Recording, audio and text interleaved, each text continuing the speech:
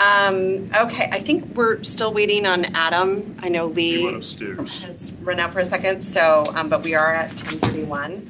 So I'm gonna go ahead and join the meeting. Okay. And if you don't mind, we just have a little bit of business. We're just gonna get started with a pledge of allegiance. Oh, sweat. No, love it.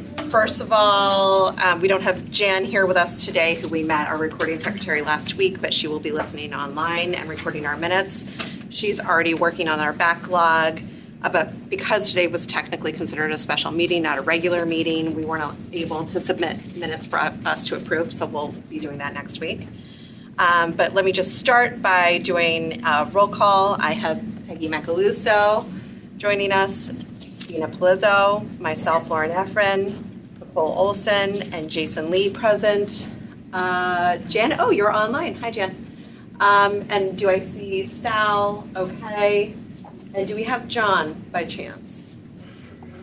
The windows shrink down as people enter. Let's see. And the only way I can Guest. thoroughly see it is if I 4:30 guest. 75? Yeah, I only have 3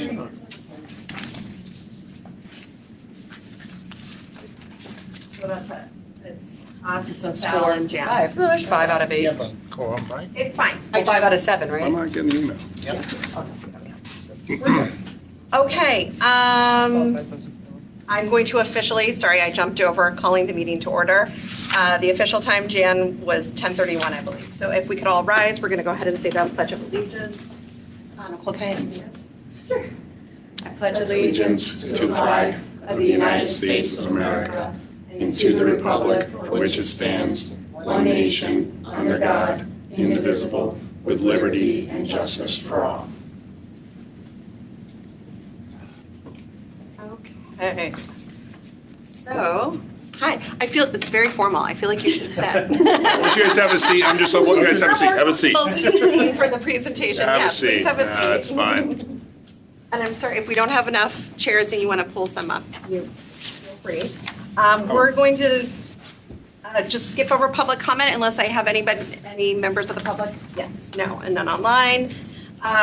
Number 5, Project Management Oversight Services interview. We have with us in the audience here Purchasing Department Director Adam Tulin and Assistant Director Lee Flaherty, and from Fairfield Public Schools, Sal Morbido online, and welcome Colliers project leaders. We are excited to meet you. I think we're maybe best friends for a while now. Likewise. Nice Thanks for to meet having you in us. person. I'm just joining the Zoom conference here real quick if Yes. that way we can share and kind of get going. The meeting passcode.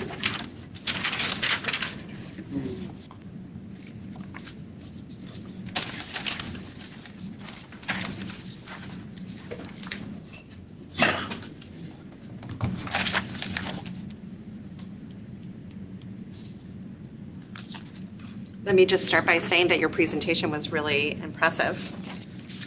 I thoroughly enjoyed going through and reading it. Thank you. Yeah, It we, looks like you guys have been following along, which I know it's been a bit of a choppy road the last year.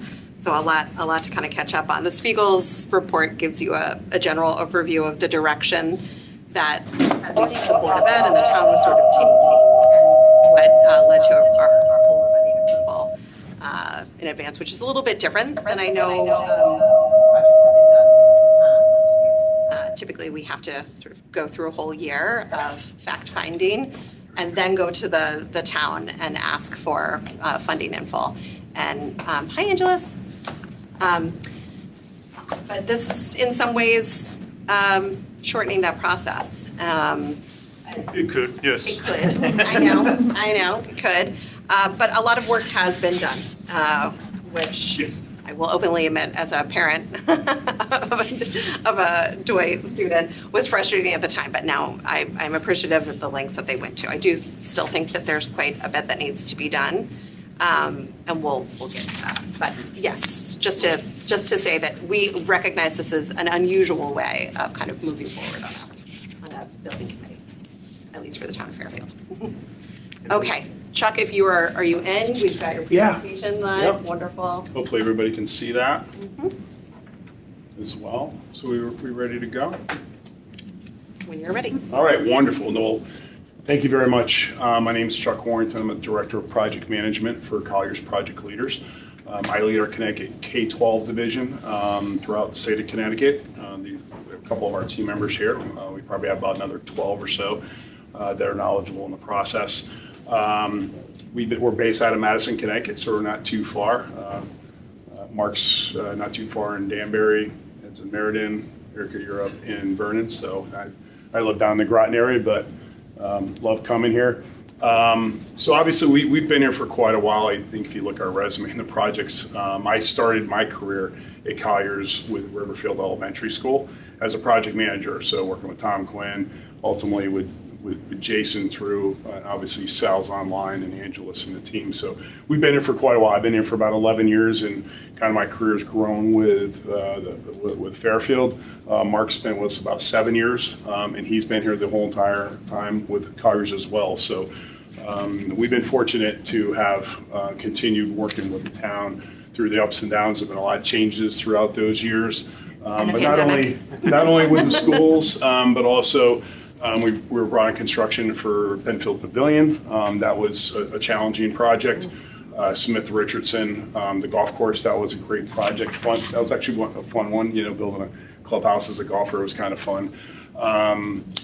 But it's been a real privilege to work with the town of Fairfield. We know you're a coveted client within our industry. Everybody wants to work with you, so we appreciate that.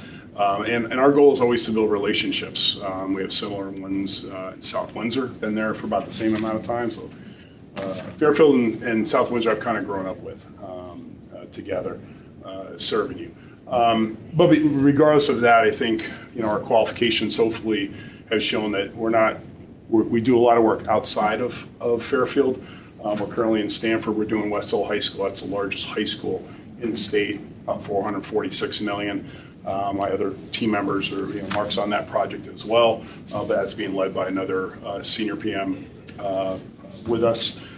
We're in the city of Hartford. We have 4 projects active up there. So we're all over the state of Connecticut. We have extensive knowledge in the OGA process, although it's constantly changing. And we try to keep up to date. We have good relationships with those folks up at the state of Connecticut. We understand how the reimbursement works. We understand we know how to maximize reimbursement. We're going to talk a little bit about that today. But just overall, as a project management oversight, I don't know if you've heard the term owner's rep at all. I don't know if that sounds familiar. We've been sort of loosely interchanging the two. I think we started with owner's rep and now I've sort of, in my mind, shifted to PMO.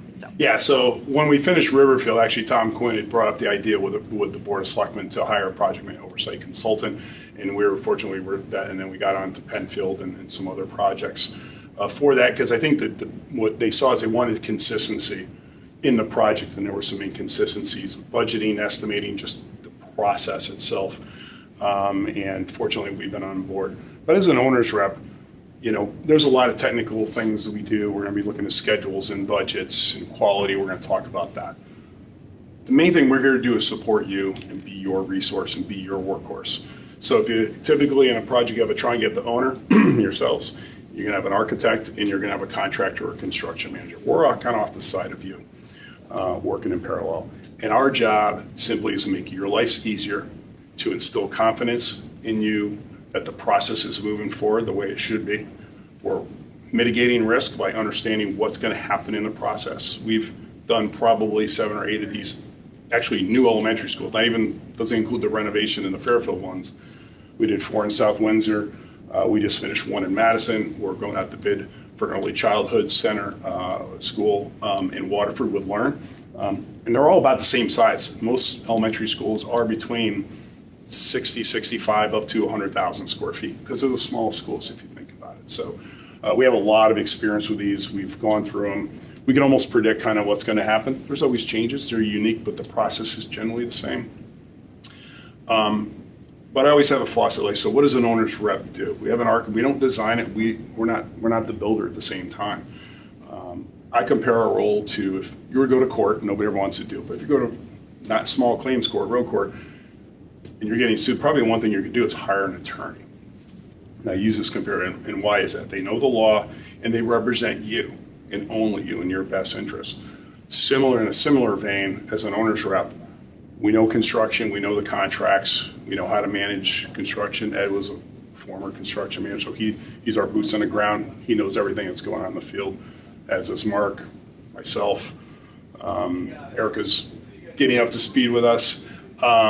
But we know the construction realm, and we represent you, and there's that similar factor. If we represent you, we don't represent the contract. We're not a contractor representative. We're not an architect, owner's rep, and almost more importantly, a project representative, because our job is to make sure we give you the best project possible and give you information in a timely manner that's accurate, give you options so you can make informed decisions and keep the project moving forward, because nothing kills a project worse than delays. So our job is to give you that information so you can feel confident making it and moving it forward. And when problems are always going to arise, our job as the leader of that group with you is to bring resolution when problems come up, regardless of who originated, where it came from, whether it's sometimes it's from us, we make mistakes. It may not be anybody's responsibility, but the bucket always falls to us in our court of resolving that and leading that issue. And that's what we do. If an owner's rep, PMO, is not doing that, what do you need them for? There's lead, follower, get out of the way. If you're not leading, you don't need us. So that's our job, is to lead and help you, and hopefully make the process enjoyable. This is fun. These are exciting projects. I'm enjoying learning. I'm like, they're cool. They're awesome. Scratching And the surface. I would say that the thing that drives me probably the most is when we do the open house and kids come in with their parents and go, "That's my locker." Coolest. So with that, that's kind of a little bit what we do. We have a lot of technical stuff we do, but that's really we're here to be your workhorse. When there's a problem, you call us, you call me, you call Mark, we get it resolved. Fortunately, hopefully, we're getting ahead of it before you even do it, and we know about it before that even happens. But we're here for you. So with that kind of intro, excited to see this happen. First new school since we've been here. All of them been extension alterations. We got a little comparison with our other projects versus the ones we've done, and it's going to be kind of a little bit of a chuckle when you look at these new photographs of new facilities, which are so exciting. And I got to tell you, Fairfield, you guys have done your projects, Riverfield, Mill Hill, Holland Hill. It's such an extremely economically and good practical way of improving them. You're probably the lowest per square foot in the state. It's amazing that what you guys have done here. So with that, I'm going to let my team introduce themselves. I'm going to start with Mark and go around the table. Mark Schweitzer, I'm the project manager for the job. I will be your lead, first point of contact from day one all the way through closeout. As Chuck said, I joined Colliers 7 years ago, a little bit over 7 years ago. I've been in Fairfield for my whole 7 years, from Holland Hill to Mill Hill to Sherman I'm on the HVAC Phase 1 and Phase 2 projects. I finished up Smith Richardson. Before coming to Colliers, I came from the construction manager world. I was building schools for them for a good 10 years, and even before that, I was in designing schools. So I've been in schools basically my whole career, and I've been on all three sides of the game. So I know what the design team is thinking. I also know what the construction manager is thinking as well. Ed Copeland, been here with Colliers now going on almost 13 years. Started my career as a carpenter, working my way up to a superintendent, building buildings up to over $100 million. My spot was 40 to 110 million. So very familiar with the construction process, done that for a long time. Then moving into, with Colliers 13 years ago, on the construction management side. So, glad to be here.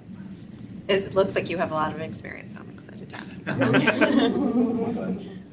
I'm Erica Bellis. I would be the assistant project manager on this job, sort of supporting everyone on the day-to-day activities, where the financial schedules, even Ed, boots on the ground, I come out here too. I have about 5 years of project management experience, primarily in the educational field, so I'm excited to get here and learn.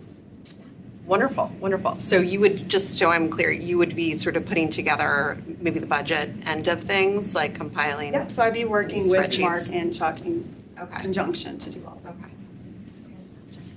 Yeah, Erica joined us probably 6 months ago now, and we're excited to have her. Brought on from UConn, and and it's all about succession, right? We believe we're going to train her up. This is going to be the first time she's really gone through a full design, full project, and we want her to learn with us, but also provide service to the town as well. So she's going to be a vital part of our team. And this is the core team, and we have 130 plus professionals in our project leaders group. Sarah Maston and Tao, who I have their names up on the board. They're up in Massachusetts. I thought for safety, I said, hey, listen, we. That's like your LED specialists, right? The Yeah, lead specialist? so Sarah, she's my colleague in commissioning energy services. So in this project, you'll need a commissioning agent, but we have, fortunately, in-house with us, we have that group that when we're doing design reviews, they're reviewing the mechanical, electrical, and plumbing. We call MEP. You'll hear that terminology. They'll dive into that design and do a design critique of that in 3 major phases throughout. So they give us that expertise as well as we have a building envelope, the skin of the building, and looking and making sure it's detailed correct. We have an expert in New York City that will review that with us and provide another level of expertise. And we're probably one of the few owners reps that has that service in-house amongst a lot of other services. And then Tao is our senior financial analyst. She'll go through and reconcile our budgets against the general ledger to make sure that what the town is paying, we showed paid, and that we reconcile, because that's vital. When we go to submit to the state of Connecticut reimbursement request, we have to be reconciled. They are checking to the penny every single, and I think it's great. I think it's better now. The system is getting better. And if anybody's on account, like, you want to be able to account for the pennies, and if we can't, that should be a pretty straightforward function. But it doesn't always happen that way. So I know through, when we first started here, they were cutting POs paying out of every different PO, and we're like, we need to get a little tighter in where we're paying. A vendor should cut a PO, and we pay it out of that PO so we can track, reconcile. But that's what Tao does, helps us keep all the dollars straight for that. So she's fantastic. But this 4 core here is going to be your primary team. And again, we're up in Madison. We have other professionals if we need them, but I don't anticipate that being needed. So we're your core team. So we're going to surround you. We're here to protect you and to help you move it forward. Our agenda, we're going to hit briefly on our Connecticut school experience, because we do have a lot more beyond Fairfield, and then touch on the Fairfield quickly. But we want to get into this project specifically quickly, and then talk about why we feel we're best suited. So our Connecticut experience. So this picture here is the Madison Neck River Elementary School that we just opened this past August. Similar size project, very similar in scope, pre-K to 5. Just doesn't have the real early, so it might be very similar. I think it's around 87,000 square feet. I have the data up there. This just literally got finished. It's served by it's a hybrid with geothermal in there. Big site. It's also similar. You'll see this tiered effect with a hill, kind of similar but reverse of what the current kind of idea is for Dwight with that gradient topography. But beautiful facility. If anybody if we're brought on board, you want to go see that facility, happy to bring you up and just kind of see it. What actually? Yeah, absolutely. We've been with Madison for a while. So our other experience, I just mentioned Neck River. Again, just finished that one, about 90,000 square feet, $60 million. That one there, what's unique about that is when we were applying to the state of Connecticut, there's a statute that says if you can prove that building new is less than renovating, they'll give you the additional, there was 10 percentage points that we can grab. We drafted that letter. I personally drafted the letter. It's about 8 pages long. Kind of had to pull a bunch of stuff together. The state granted the additional 10%. On that project, it's probably going to equate to about $5.8 million. Our fee was probably 1% of that. So, or 10% of that.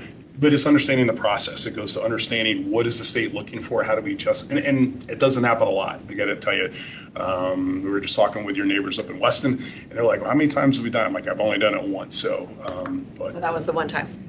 That's the only one time that we've done it.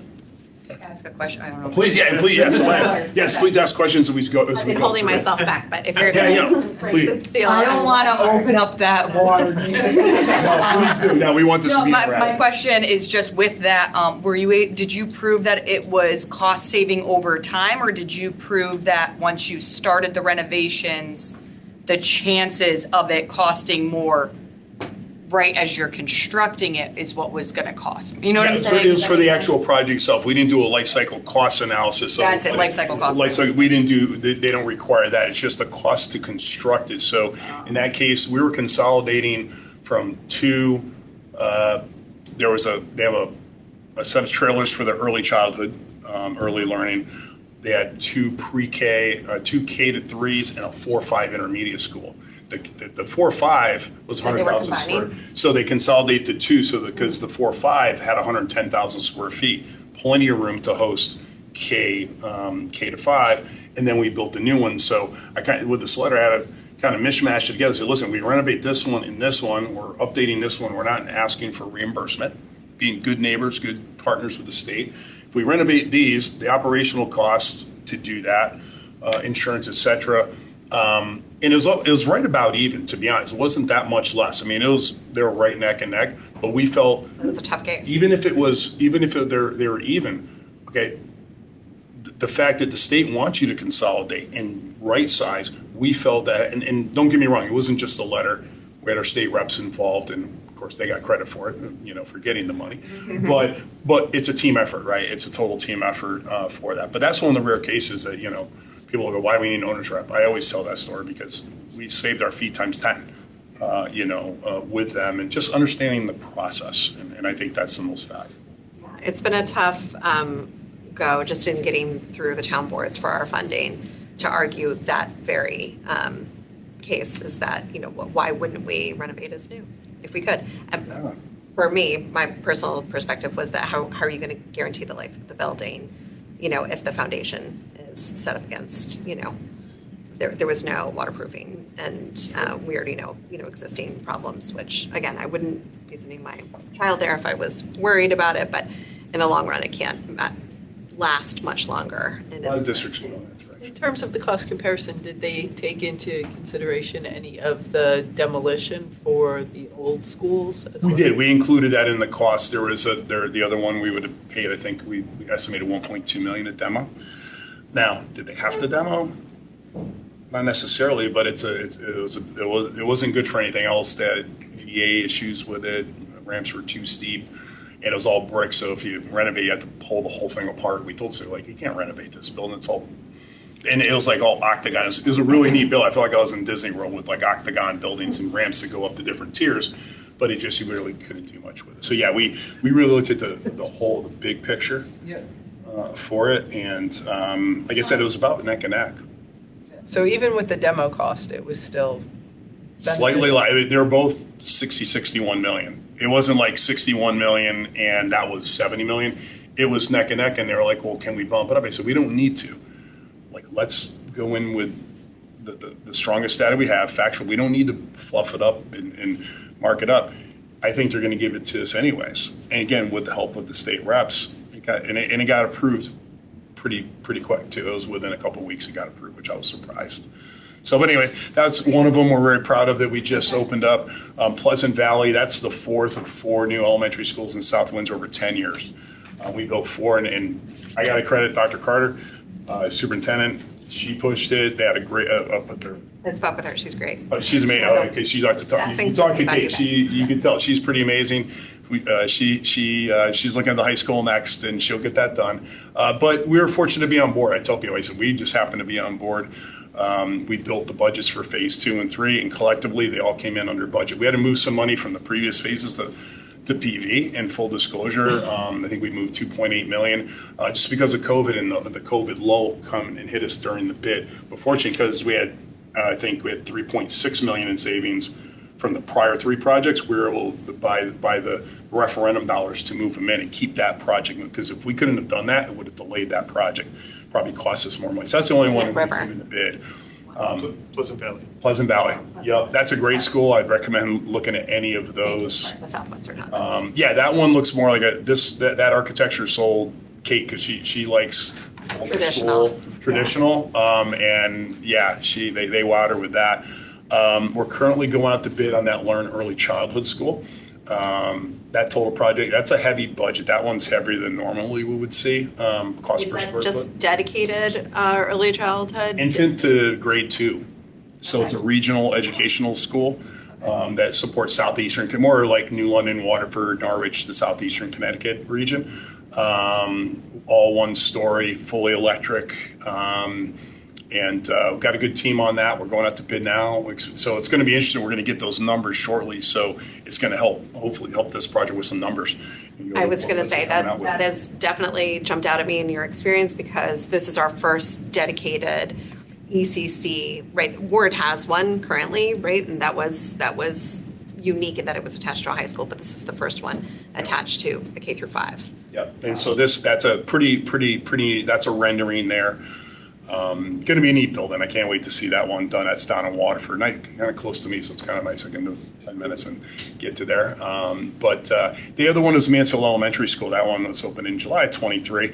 I can't say I was overly involved. I have an associate director that led that one successfully. That was one of the first net zero projects in the state. Everybody wants to claim the first net. I'm not really sure which one it is, but it was definitely one of the first, and that's been a successful project as well.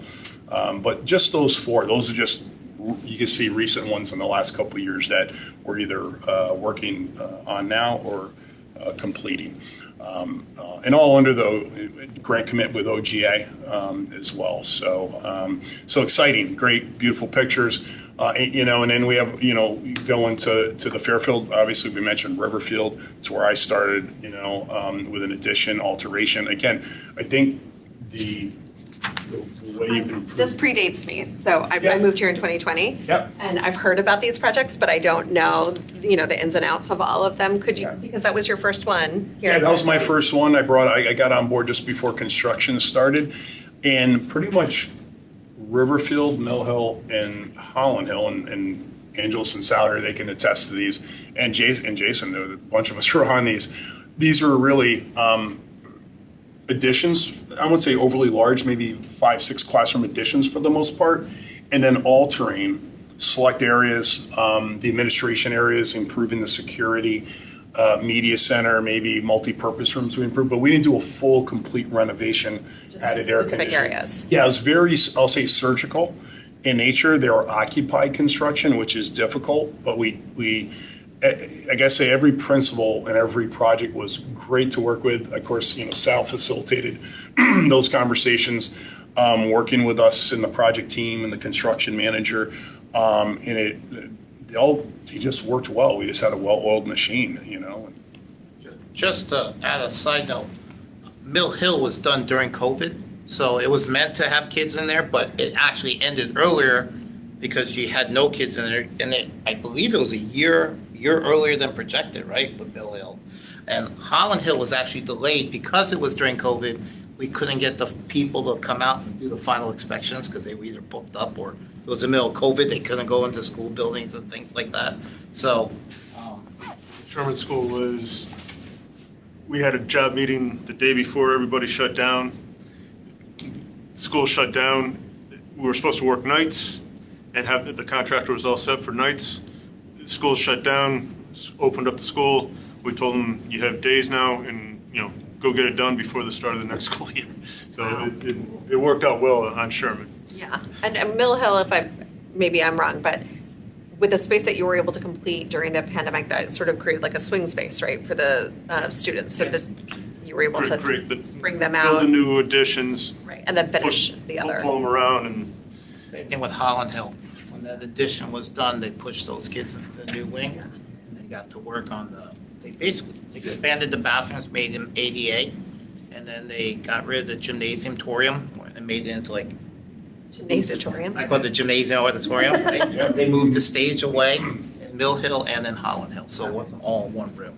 Well, I'm glad to hear you can do the difficult things. This is obviously not that, and it's not any of those things. It's totally. Yeah, I mean, they're all unique, right? They're all Yeah. unique, and I think it's hard to compare them because they all have the site challenges on this one we're going to talk about a little bit. They're going to be unique on that one because it's so hilly and stormwater runoff. We did Pleasant Valley. It had a pretty big gradient. It was a challenge managing that, and we had some struggles with it, admittedly, but we got through it. But no, they're great projects. The cost per square foot is amazing compared to what we've seen elsewhere. It's probably one of the lowest.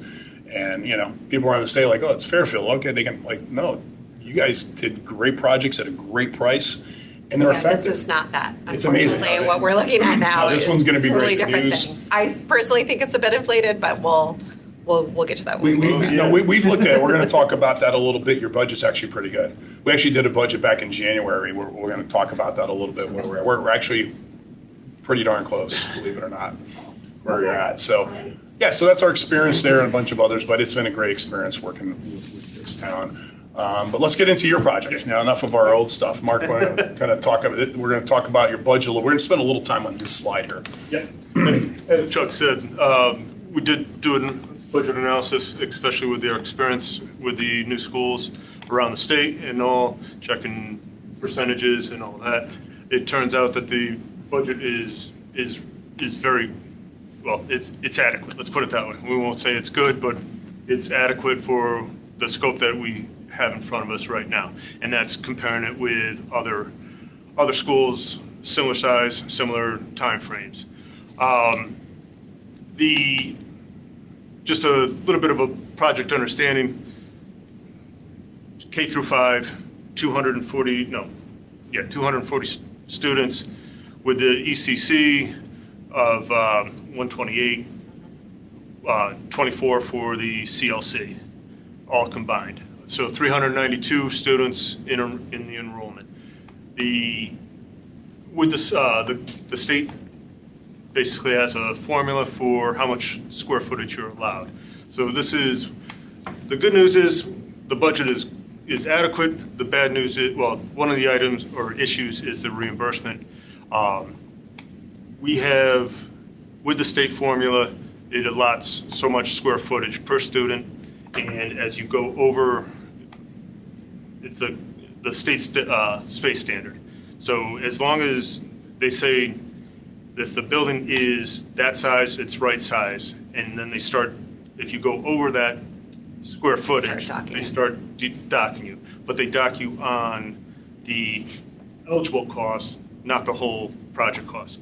So on this slide, the total project budget that was approved at the end of October by the RTM, ineligible costs, we took as 3%, new building, anything off-site, any of the temporary construction, the trailers, the to support the CM. No, that's all eligible. Their cost is eligible. If you had to do portables, and even that sometimes is eligible. But we're not going to need that here. We're not going to need that here. So, we took a conservative 3% for ineligibles. So that's leaving you about $74 million in eligible costs. Your full reimbursement rate for a new building is 17.08%. But with the space standard, there's a reduction down to essentially 61%. So the reimbursement rate drops to 10.42%. So the estimated state reimbursement for this project under the current, and that's no ECC boost, and with the current square footage, is 7.7. So the estimated district share is the $68 million. I have Spiegel's here lined up. So this is your own comparison. Yeah, so this is the approved budget that was in the RFP. Because I know Spiegel's had their estimate, and I'm guessing you guys probably added some dollars and that's something if our board would have to kind of dive into where they come from. It jumped actually from 74 to 76. Correct. Yeah, your total project budget approved, we understand it per the RFP is the 76.4 for that. And but yeah, just to kind of with this again, this is kind of a worst case scenario. And this is like if we followed statute by the law, yes, and they went in and without any waivers, there would be a reduction in that rate because we're overbuilding this on the space standard. There's ways to address it. I'm sure those will come up. I'm sure you probably have already talked about them. Sal knows them, and Angels knows those. You can do notwithstanding legislation. You can do a space waiver request, but I don't know if you're going to get the full. To go from 61 back to 100% would be a pretty big uphill climb administratively through OGA. So there's a couple different avenues to go. And then, as Mark said, there's the potential for 15% on early childhood education now. Yes. And that's what they went from 80% as a magnet school to 95% on theirs, and they got that passed. So they're solely though ECC, whereas we're ECC. correct, yeah, they're fully, but it gets that only applies to just the ECC portion. Yeah, we'd have to check. I'd have to check. I think it applies to all the eligible. I'd have to double check it because it's new legislation. So that's something we'd have to talk to OGA just to On the confirm total the project. values. Actually, I That's do my kind of remember this understanding. coming up because of that legislation. Yeah. Is that the percentage doesn't, It makes sense to apply only to that, in my opinion. it So- makes sense, but I think we found out that it was, and I could be wrong because I'm not as familiar with this as you are, but that the percentage that we would potentially receive back from the state for reimbursement applies to the total value. Square footage, no, just the ECC. All right, you're shaking your head. Yeah, we just have to, that's something we just want to reconfirm. I think they brought that up at a Yes, BOE. ECC They is said it was about just the 15% ECC bump for the portion. total project. Eligible cost. So, yeah, the eligible cost of the project, not just the ECC portion.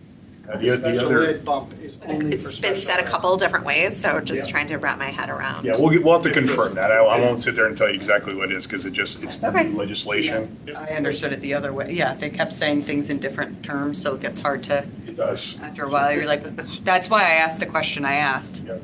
Because with the ECC only getting back 15% of the ECC bill, which was what was in my head, it's good to go back what you guys said you did to get more state funding. Yep. We could potentially, this was way down the road, so I'm sorry to bring it up now, but take the giant steps cost and say, hey, we aren't doing this though. Like, there was a whole other site in all the discussions with ECC, and it's like, hey, guess what? Yeah, we only have this, but you could tie that and say, we aren't doing any of this. We aren't knocking down giant steps. We aren't rebuilding a new ECC on that site. So can we get a little, that's why I asked that question before. That was where my head was A going. big team effort. Our job is to give you the numbers, the way we understand them. So I want to understand the numbers. I am, and again, just bear with me here. So I'm looking at Concept One app in the Spiegel's report, and their anticipated percentage reimbursement was 32.50. So They I'm, probably added the fiscal year 25 reimbursement rate plus the 15%. Is what I would expect, because we're around 1708, and they just came, if they use the fiscal year 25, that would make sense, but this is the 26, because you pass it in 26. If we had the 15, you'd be at 32%. and also they probably wanted to present best case scenario, whereas you guys, and which I appreciate, are giving us worst case scenario, just in case. Conservative, because we don't know That's until fine. the audit. That's fine. I'm just trying to look at it through the That lens. was around $30 million for reimbursement? It was Ballpark. 15.35. Because at 17%, we did the exercise, they said, if you got 100%, we'd be around $12 million for reimbursement. Another 15% brought us around $20 million Okay. somewhere. I think it was 20 million. Was it 20 million? I think it was 20 million. But we have the spreadsheets, happy to, share those with you. No, that's okay. I just wanted to see how you arrived at, Yeah. at what, and also because I've been so focused on this. Yeah, and we've seen that in other districts where say if it's a $100 million project, it's a 50% reimbursement. Many times it's always, we're going to get $50 million. Nobody ever gets the full because there's ineligible costs that come into play. And so, we estimate what those will be. The audit will come out, but historically we see 3 to 5 on new projects. So everything inside the property line is eligible for reimbursement. So, yeah, but that's just kind of analysis. Again, we think it is a good budget. It's adequate.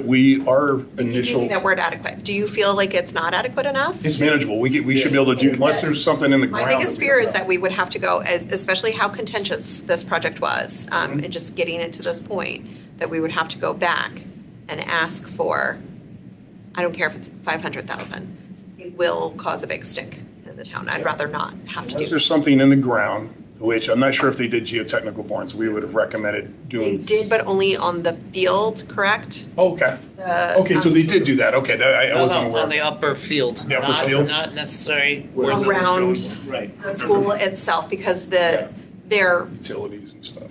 argument at the time was they wanted to know if there was ledge that was underneath the field. Perfect. Good. And because the misconception was that there was ledge over the entire thing and it wasn't suitable to be built on, which is Yeah. why they were looking at giant steps in Mona Well, that's Terrace. good. What do we find? However, You know there's what a we found? thin vein from north to south. Is there ledge? Off the top of my head, I don't know. Okay, I was just curious. I've looked at the appendices, there's a thin vein. Okay, yeah, north to so south. as long as the budget took into account, because we do that in pre-ref services where we do, you know, 1 day of exploratory, just again, is there ledge, is there unsuitable? So there could be Unsuitable clay, soil. it could be Yeah. something, organic materials that were, buried years ago. Just because we want to make sure we take that risk and that exposure into account into the budget. But in our budget, so just so you know, kind of give an idea, how do we come up with it? We had just bid the Madison School project about 2 years ago, this upcoming January. I've been following these, especially a lot of elementary schools, there's so many.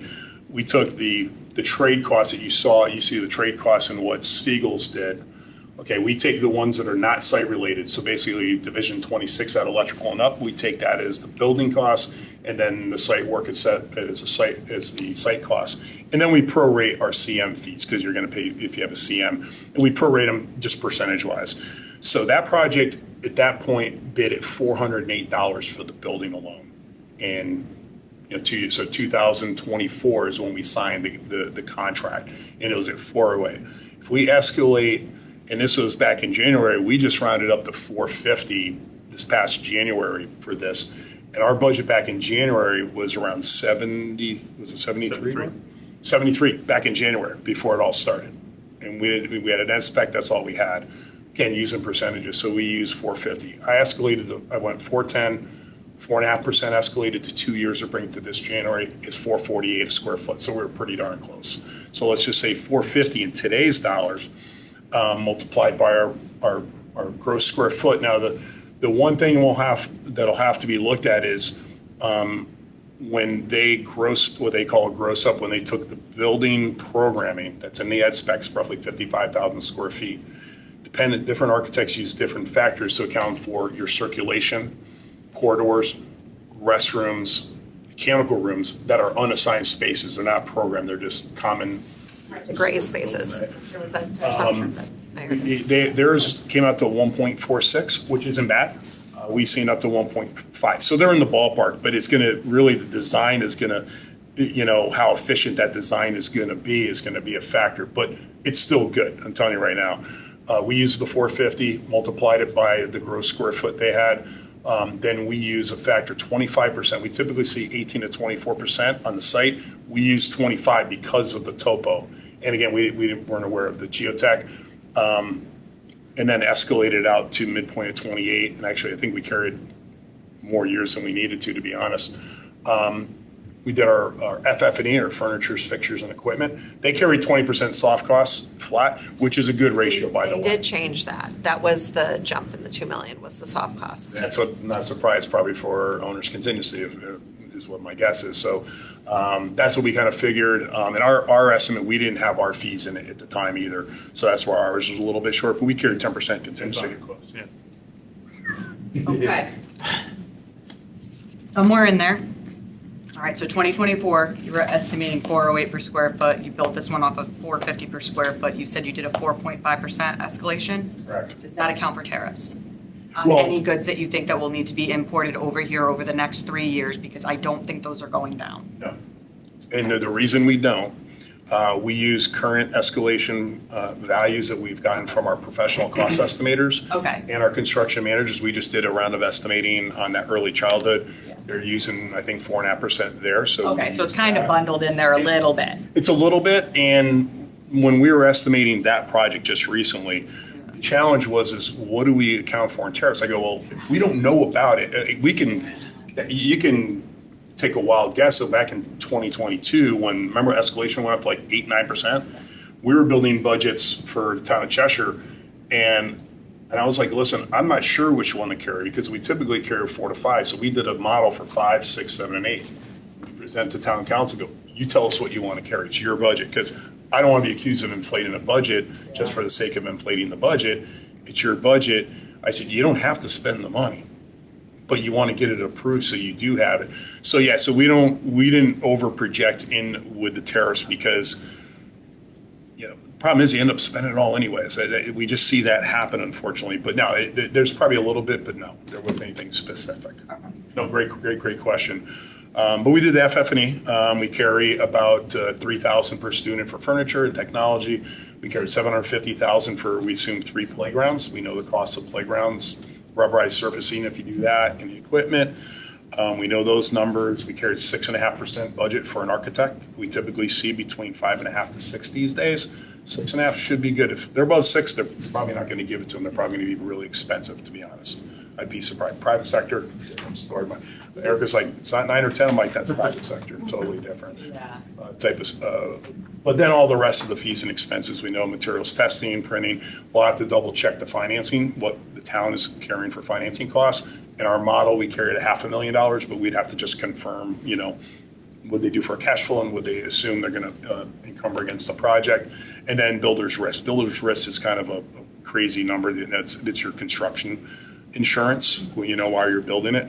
Then we carry 10% contingency. So we came out around 74 million, you know, so that's why that's why we feel that this is adequate. And as long, it's all about budget management.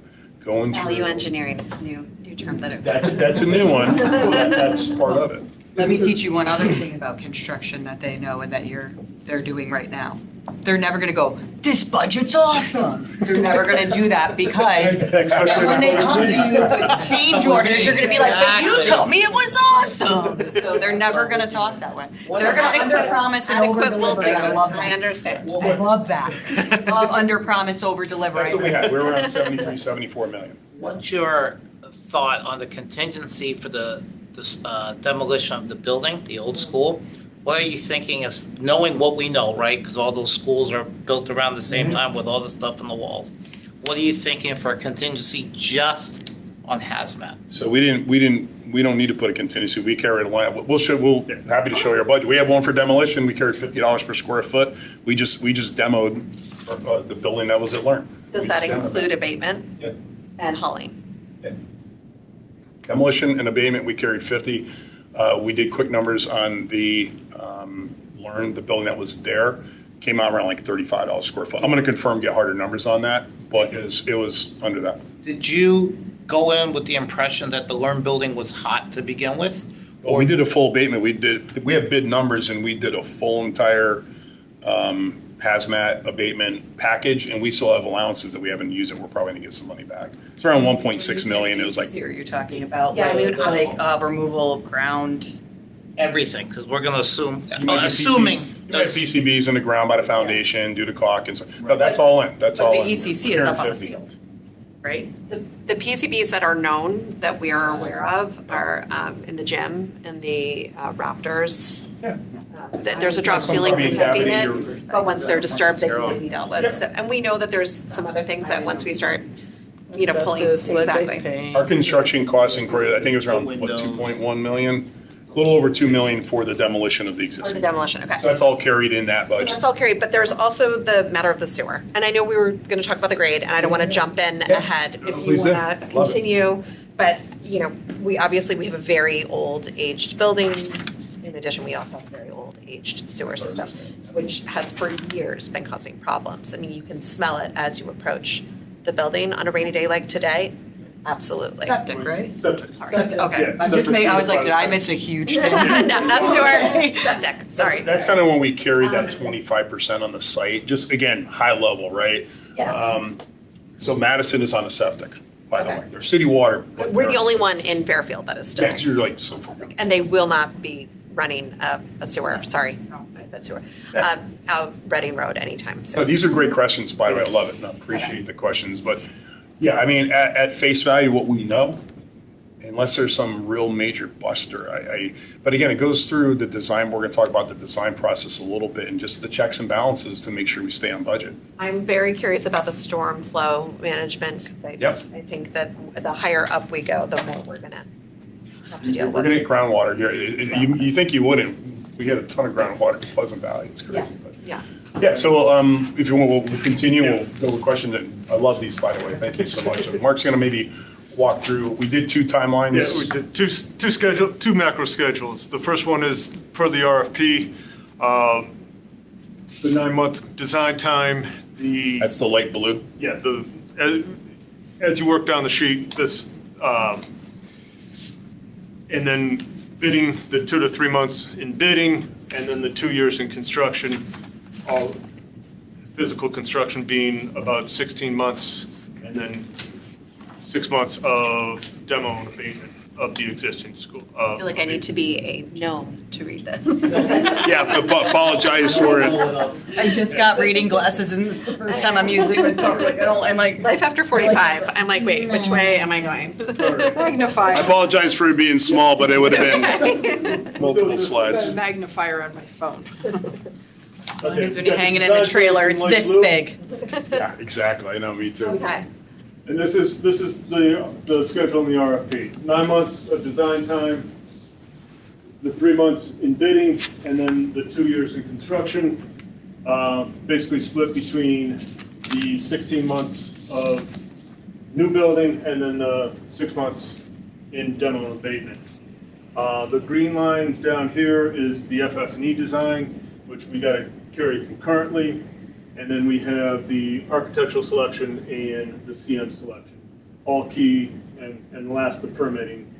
When we go to local boards, planning and zoning, and all the boards, make sure they sign off on the concept of the project.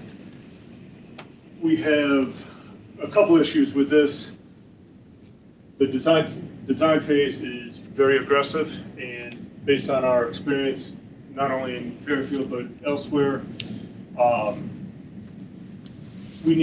there's time that we want to, at the end of the day, we want to deliver coordinated, clear, concise set of documents so that bidders know what they're bidding and it is clear to them. If it's not clear to them, they're just going to add money to it and the cost goes up. And the other issue we have is the architectural selection. We would need to be in the architectural selection right now. So we did an alternate timeline, and with this, we've ghosted the RFP timeline in gray, so you can kind of see it as we go along. We have the architectural selection in the first 2 months of January, and then we start the design phase. And this is, right now we have 2 conceptual designs. We have the Silver Petrocelli from 24, and we have the Skulls from 25. I know in your first meeting, building committee meeting, you said you wanted to do a couple different schemes. Move it up the hill, keep it where Mill it's Hill close. did that too, I believe. There was like 3 different concepts, right? We went in with one, but the board And then, shot us and back then to bring. I was go going to back say, with the two. Board of Finance ended up shaving off some. Do I smell? The good news is we're I was- sorry. for the at least, the full funding. Correct. But, yeah, I'm not fully sold that the Spagals, and we never really got a firm answer from them as to why they went into the Hill. It was just that On the Hill had already been, flashed out. Yeah. So, You okay. Do something different. Yes, exactly. Doesn't mean it's better. Exactly. So with this schedule, upfront work, we have normal, let me take a step back. Normal design process. We do conceptual design, which we've already done. You go into schematic design, basically bringing the project to 10%. You do your alternates, you do different layouts, floor plans, and all that. You take a break and you do a design review. You look at the schemes, you look at the layouts. You also do cost estimating. You also do quality control. At the end of schematic design, you make a selection and you go into design development. And this is your heavy lift of the design. And that's a longer period. You basically bring in compiled, you're basically at 60% on the overall design. Architectural and site may be further along, MEP might be lagging at 50%, but overall you're about 60% design. You take another break at that juncture, and you do another cost estimate. And we have two estimators. By the time schematic design goes to, we have this schematic design submission, we already have the CM on board. So Ideally. Ideally. So we have the architect's estimator, and we have the CM estimator. The CM team estimating at these three tests: the schematic design, design development, and construction documents. And then we'll sit back. We'll all gather in a room and go through the estimates and reconcile each, go line item by line item. And it's not that, even if the numbers are the same, how they arrived at those numbers might be different because the quantities or the cost, unit cost might be different. So we sit down and go through line item by line item and make sure that everybody's on the same page, that the documents are saying what the architect intends for them to say and what FPS and the board want them to say. So we test the documents at the three different phases. The design development being the heavy one because at that time the design is advanced. It's at 60%. We're doing quantities. Schematic design, we're doing square footage. So square foot estimates, but we're still going to reconcile them. We're still going to do the QC. After design development, we have a 3.5 month construction documents, and then at 90% CDs, we do one final check before we go out to bidding. And at that time, we're going through final approvals to the Board of Ed, and we're getting ready to go out to OGA for our plant completion review. So, and we can't go to plant completion review until Board of Ed has passed it. Board of Ed, and we go to the state for blessing to go out to bid. So, I mean, So this is a very different timeline it is a different timeline. than what the RFP kind of laid out, but I appreciate it. I'm just trying to kind of reconcile in my head where I've been at with things, with this, which, This can shorten up a little Yeah. bit. Don't get me wrong, this is just a first stab at it. but this is in your We've done this many opinion, this is the most times. realistic. Yeah, no, we've done this 8 times, I probably, and the critical part is we're talking about these design and estimating reviews, and that's your budget management tool to not go over budget, hopefully not come over bids. Can't guarantee it, but that's your budget management tool of those 3 independent estimate. Really, the first 2 are critical. The last one's a confirmation. It changes a lot, then we did something wrong. The first 2 are vital. All the major decisions have to be made at DD to finish the documents. And there's aesthetics. I mean, I don't know how we can do 9 months unless we're already at DD because the approvals alone are going to take 2 months. You don't think that the pre-work done by Svagals is going to help shorten this process? If anything, you feel like there needs to be additional? Just understanding this correctly. So that work is really, and we weren't involved, but we've gone through it. It's really just a proof of concept. No one was Can we involved. construct? Yeah, no. No one that is still here. It's a proof of concept that the building can reside on that site and can be Okay. done, right? Yeah. That's really what it is. When you go out for architectural services, you're going to get, we just received, I think, 11 calls packages for Ansonia Middle School, brand new, virgin site, from all the highest qualified firms, all of them. And when you go to shortlist, you're going to see ideas. When you go to shortlist maybe 4 or 5, the ideas are going to come out where you're like, I never even thought about that. It's going to be amazing, and that's a good thing for the project, right? I mean, Yeah. and Spiegels is a very reputable firm, and these are concepts. If you let them go all the way, they'll give you a beautiful building. But whoever does it still has to confirm the ed spec, confirm the programming, and then we're going to kind of go through that project. If you say, listen, this is what we want, you can choose that, but they might show you something else you The ed like spec better. was already approved. That's by already the Board of done. Ed. They have to That's follow already that. done. Thank goodness. So I would hope that would at least That's done. shorten. That's already done. Shorten part of That's it. gospel. But that is, however, there was some liberties taken with Svagals. I mean, like the size of the gym, for instance. Like there's an additional, 20,000, right, square feet. it's because they thought that maybe that's what the town wanted for Parks and Rec, so that they can When we get use it. selected, it has to meet the. It doesn't need to be like, that's the size of McKinley, that's like a, 500, kid school, and their gym is beautiful, I would love that gym. But do I have enough students to fill that gym? No, not by a long shot. That also works back to Yeah. reimbursement. The size in the ed spec is the same size that got built at Orchard Hill and South Windsor, the first one, as well as the second and third school in phase 2. And they're adequate size for elementary schools. Pleasant Valley, for community purposes, we upsized that from the 47, 46, because Dan Hansen did those specs too, up to 6,000 square feet, because you can put a full-size court, you can do intramural basketball, community parks and rec, and have about 5 rows of seating. Very nice sized gym, but not overly, it's not a high school gym, And also maybe it was to soften the blow a bit, because if you've been following along, it's very upset adult softball players that are losing their field, so. Not that upset. Enough that they called in Anthony to testify. Be happy to play other places. It's not even near a liquor store. Calm down. There's a lot of things wrong with that.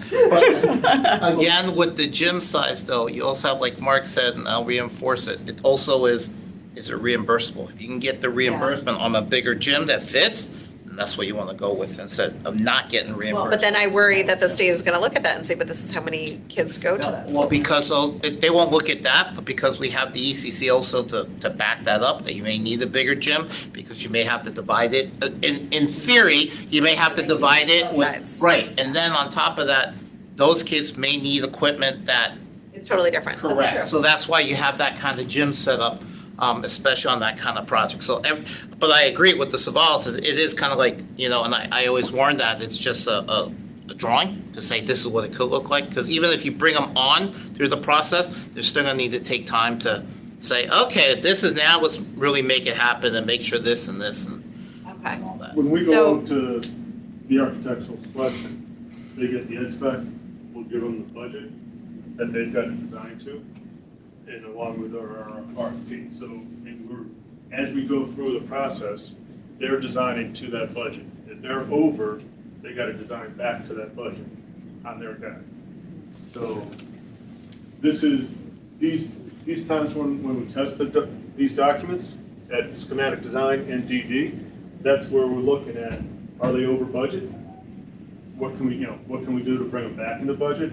What can we do, if they're under, which is rare? What can we add to it? What can we get add to it? Question?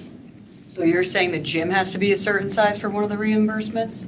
No, they don't tell you the state will not dictate to districts what their building should be. They'll just tell you what the ramifications, if you overbuild, like we're talking about, they'll just tell you what the impacts of that are. So they used to do that years ago with the old regime. I'm sure you all saw that on the news. They don't do that, but they follow the law, they follow the book. We don't tell districts what to build or how much they should build. Yeah, so, this schedule, the rest of it's pretty much the same. We agree with the rest of it. It was just that design phase. The key thing, we just want to show the design. And we might be able to shorten this up a little bit, don't get me wrong, once, designed, but it's not going to be 9 months. Otherwise, we're going to go from 0 to 100, and we're not going to have those checks and balances along the way. And that's the vital part in that. I'd be very surprised.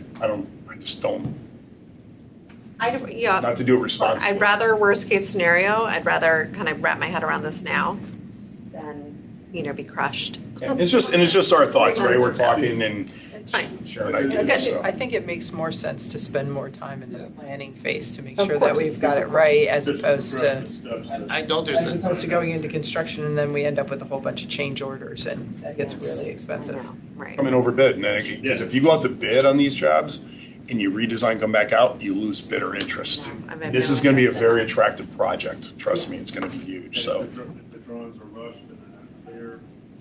They'll have questions and then They'll it'll cost have more. questions, you might lose bidders, whether it's just add contingency on top of it and. And then I'm going back to the town with my crew. So we're gonna maybe these ones are more kind of common, just ones, we're gonna kind of go through these quickly in the sense of time for that. Cost quality schedule, this is what we do. This is what we do for you as far as, these are the three things that we look at. This is basically a three-legged stool. If one of the legs is shorter than the other or longer, it wobbles. So this is not only in design, but through construction. These are the three things we're looking at, making sure that we're on schedule, the budget is there, and FPS is getting, the town is getting what they're paying for. And lastly, this is basically what, on the design side, what we do, and Ed will talk to the construction side. The last thing I just want to cover on this is the milestone schedule. For each of those little segments on the macro schedule, we create basically a step-by-step, and I've got it through schematic design already. I've got the next 9 months planned for you guys through schematic design. All your meetings, all the Board of Selectmen meeting, when we have to go out for the architect, when we're going out for the CM, and it's just we got to start hitting those dates and getting them, and it's all step by step. Each one of those bars is broken down into 8 to 10 steps, and when we start getting into those, they expand to 20 to 25 steps. That way we talk about it every OEC meeting, every design meeting. This is the next step. This is where we're headed to. This is our roadmap, basically this is granular, and this is the roadmap for completion of the design. We talked about a lot of this stuff in the last slide, probably at length. No, it's okay. I appreciate So, you. and then Ed, you want to go maybe through construction phase and. So design's done, we're ready for building, that sounds like. So I won't talk a lot about the construction phase, I know we're still in the ways. I'll be the boots on the ground, working along with Mark and Chuck and the team early on to understand the job, know we're building, and before we're even out there, exactly what we're doing. The three things that Mark talked about, we followed that process right through with construction as well, with the cost, quality, and schedule. A few things I'll touch about on the financial side is change orders. Change orders come in, I'll be reviewing the change orders, making sure that any change order that may come in, that if they own something, they owe us something, right? So they own something. If it was a true not own something, they'll make sure that what they're charging us for is fair and reasonable. Is it a change order at all? Is it a change order? Right. May not be. So I'll be tracking all them change order before I recommend for approval on that from the committee side. And then also anticipating any kind of change that I may see on the drawings or things I see in the field. So it's not a surprise later on. It's like we're tracking that stuff against our contingencies so we know where we are at any time. So if the owner comes up and says, gee, said we'd like to add whiteboards in all these rooms, do we have the money? Right? It's like, sure, we have the money. We will be asked. Well, there's going to be things. There's really three different types of changes. There's an error, right? Yeah. There's emissions. There's field conditions. We could have something in the site, like Chuck said. We don't know what's in the ground yet. Yeah. Field performance. And there's owner request stuff. So. There'll be the committee, and then there'll be the school. So, and that's two different things. And we track it, all them different ways in our financials, so we can see where we are, what money is being spent on each one of them, different disciplines as well. Okay. And then we'll share them financials with you. Question. I'm shocked you haven't asked this yet. Maybe you already know the answer because she is so good at reading, and apparently I'm not. Let's say based off of all of the prior projects that you have had that you mentioned today, how many did you have to go back to the town and ask for more money? This seems to be I'm like sitting here. Very cognizant of where every. Yes. So how often, for the sake of, we keep saying, we keep having to prepare to be ready for certain things, just like you just said with the changes. That's what the timeline makes me How nervous. often does this happen to you guys? Each year, we're adding escalation as well. Correct. For the town of Fairfield, in my experience, we went back for Mill Hill because during design was when COVID hit and it added cost. Yeah. And we went back for another. It's okay. I don't expect it to be right, but I know. 1.5 million. But it was because of the things had been done for COVID that we had to get done. So, That's right. yeah, unfortunately, I do know the process of how to. All right, so COVID, all right, you got to, But we How have many more? returned. just to be prepared. On all of our projects in the town of Fairfield,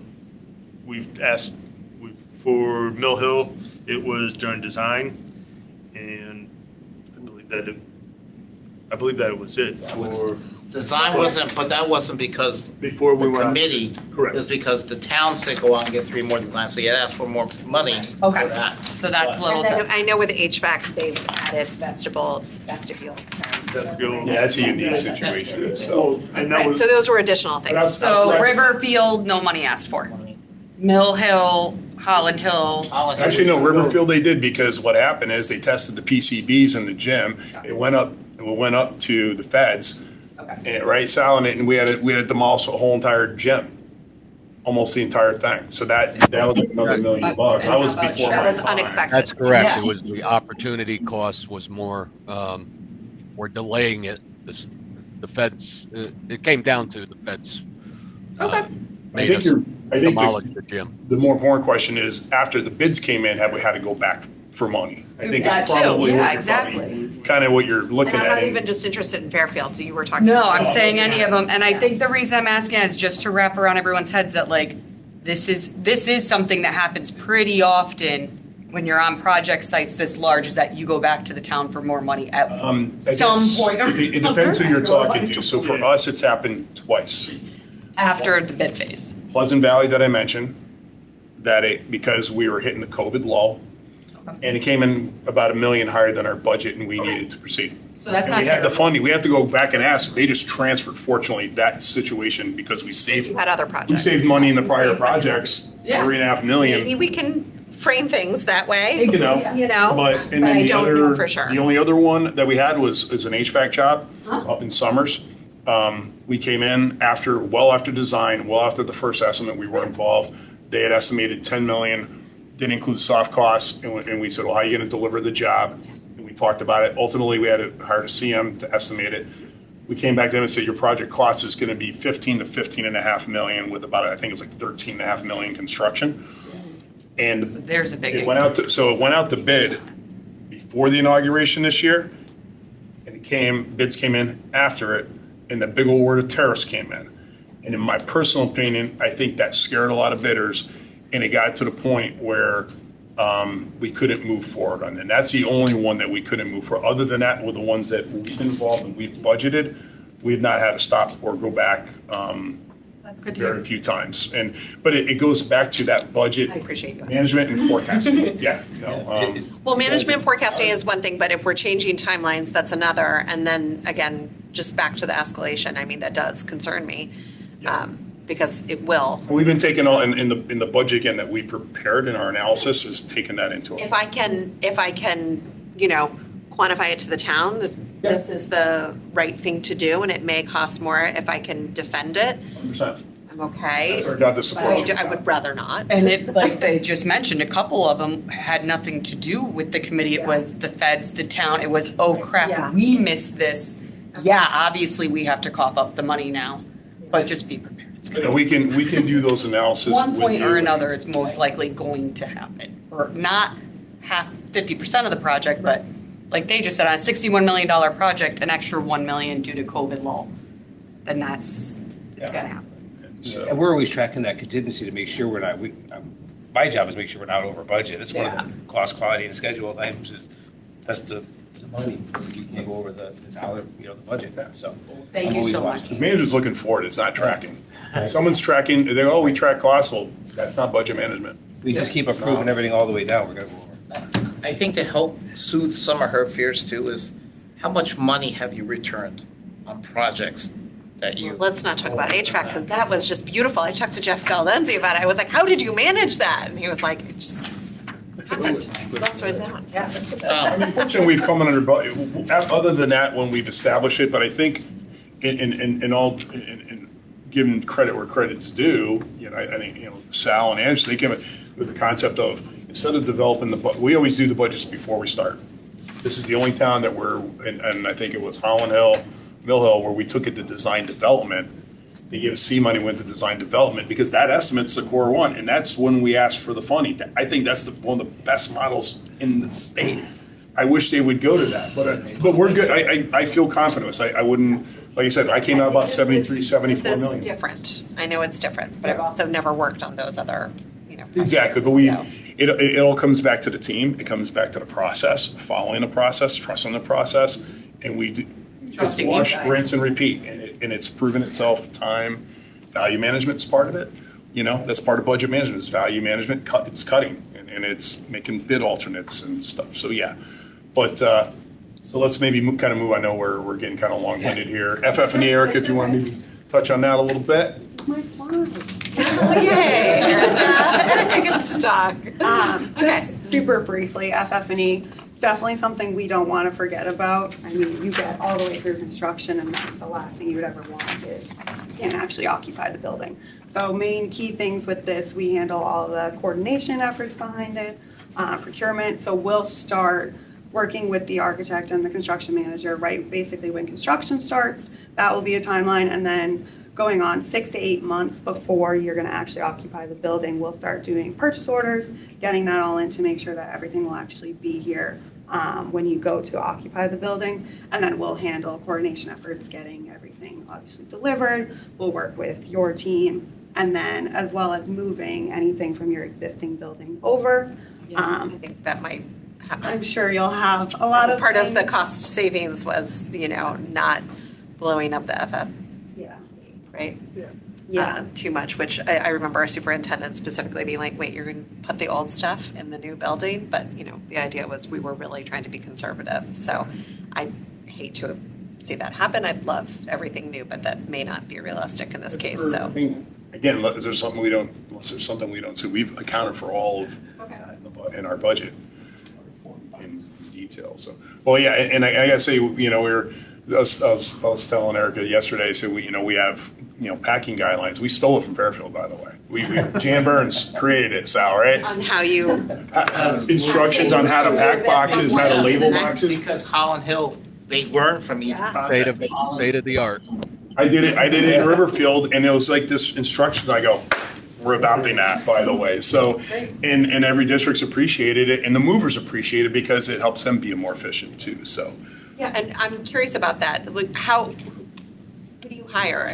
Are these subcontractors that you hire to Typically recommend off a state contract, so to be eligible, you can hire off the DES state contracts. the pre-approved list? We've used, frankly, WB Meyer, they're in Stratford, they're the best movers, they have a lot of manpower, they get it done. They'll move that whole school out in like 2 days. If they're back, they'll get it done. And then what happens, there's always stuff left over every single time. So it's like, what do we do? So we'll manage that too. But our job is to, again, there's enough stress on the administration to finish the school year, close out the grades and do that, and then get into the new school.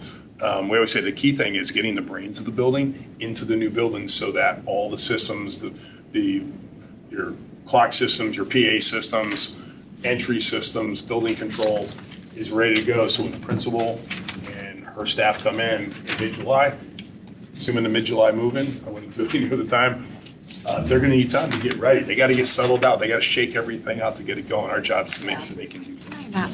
But you're going to test everything before? Oh, yeah. Everything's tested, And then- confirmed, and Just in terms of like punch list items, right? Like at the end, once the building is occupied and you have to, cover a light switch, who knows? Like, maybe there's a couple of things.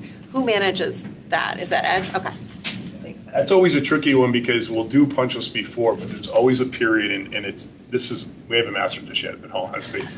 What period do we go where, okay, occupants are in the building and they're reporting, hey, there's an issue here. Well, how do we know if it was done by someone, a kid, a staff member, whatever, or if it was done previously? That's always kind of the tricky part in the first 3 or 4 months of, is it truly a punch list that the contractor's responsible for, or is it simply, we just, So like, generally- something that you would have the we maintenance nicked staff of the building well, we take care nicked of? a corner, somebody nicked a So you're corner.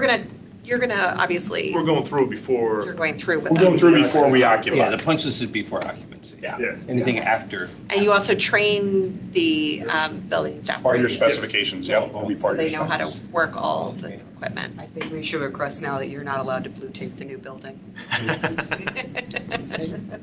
You never walk through a job site, like that's more residential, they put pieces of tape. And there's some Oh, homes. no, they there's do blue that. tape. They do that here. We do that here. They have fancy digital systems. They call it Digital down, systems. down. I have a role. I had someone do that for me. Yeah, I did. So, I okay. have a role. Yeah, I think we're just about there. We'll close Yeah. up, close out, Mark. Okay. We've already touched upon it. So I shouldn't be. With the So like the punch lists and the training. commissioning, all of that. Commissioning, one of our consultants coming on board during the design will be the commissioning agent, probably get them in during design development, so they're taking a look at the design development during the review period. Okay. We want them to be looking at the design as well. Not only do they do the commissioning at the end of the project, they come back for, if it ends in the summer, they're doing the cooling in the summer, they'll come back in December for the heat, and then we do have a 10-month walk that they come back the following summer, or actually. Just to make sure that it's all still working. Make sure that everything's operating as going. That's nice. Okay.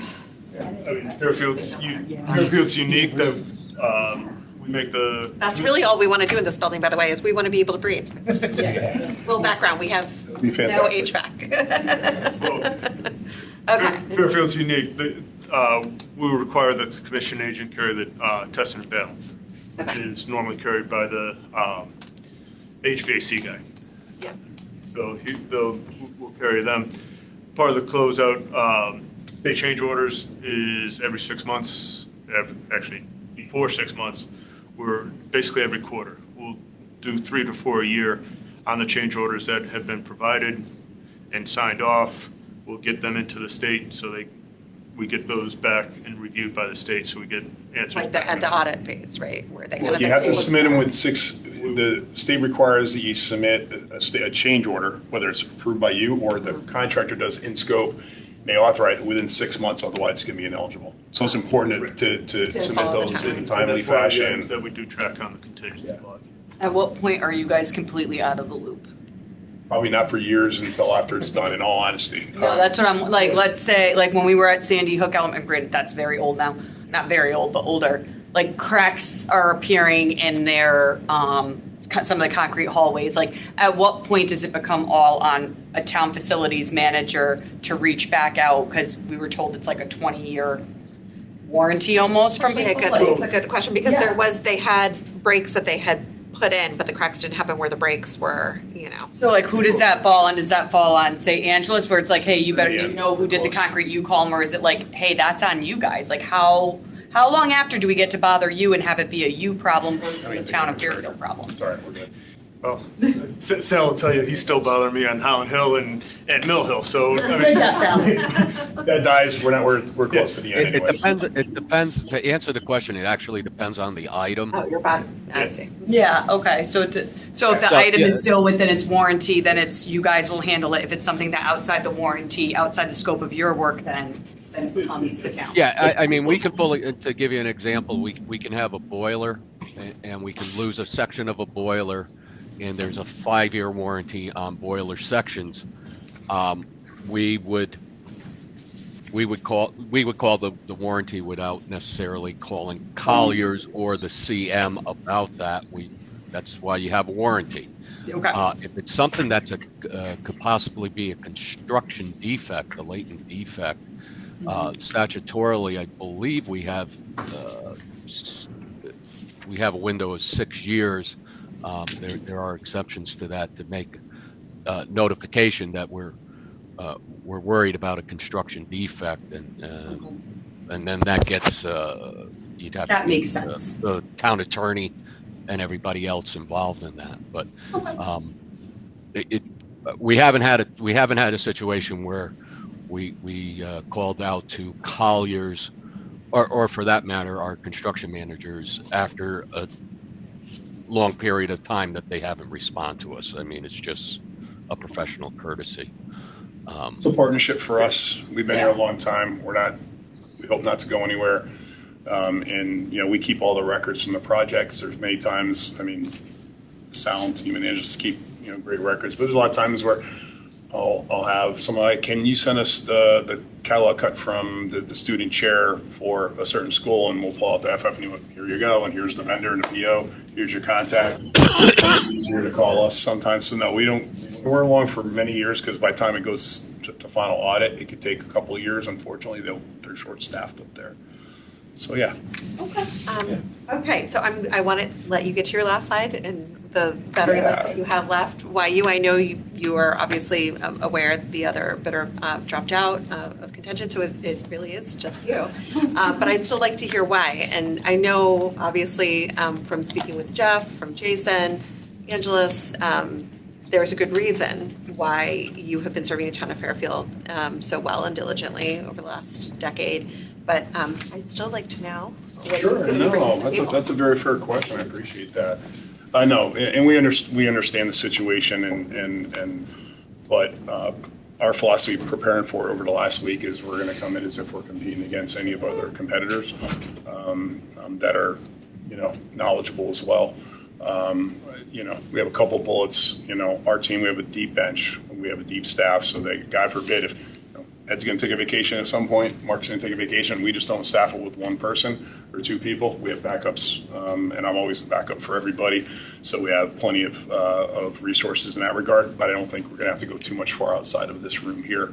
Our experience in the state, across the state, and track record, and especially with projects of this specific size and scope, I only showed 4. We had 4 just in South Windsor alone. We just did Madison. We're doing the other one with Learn in Waterford.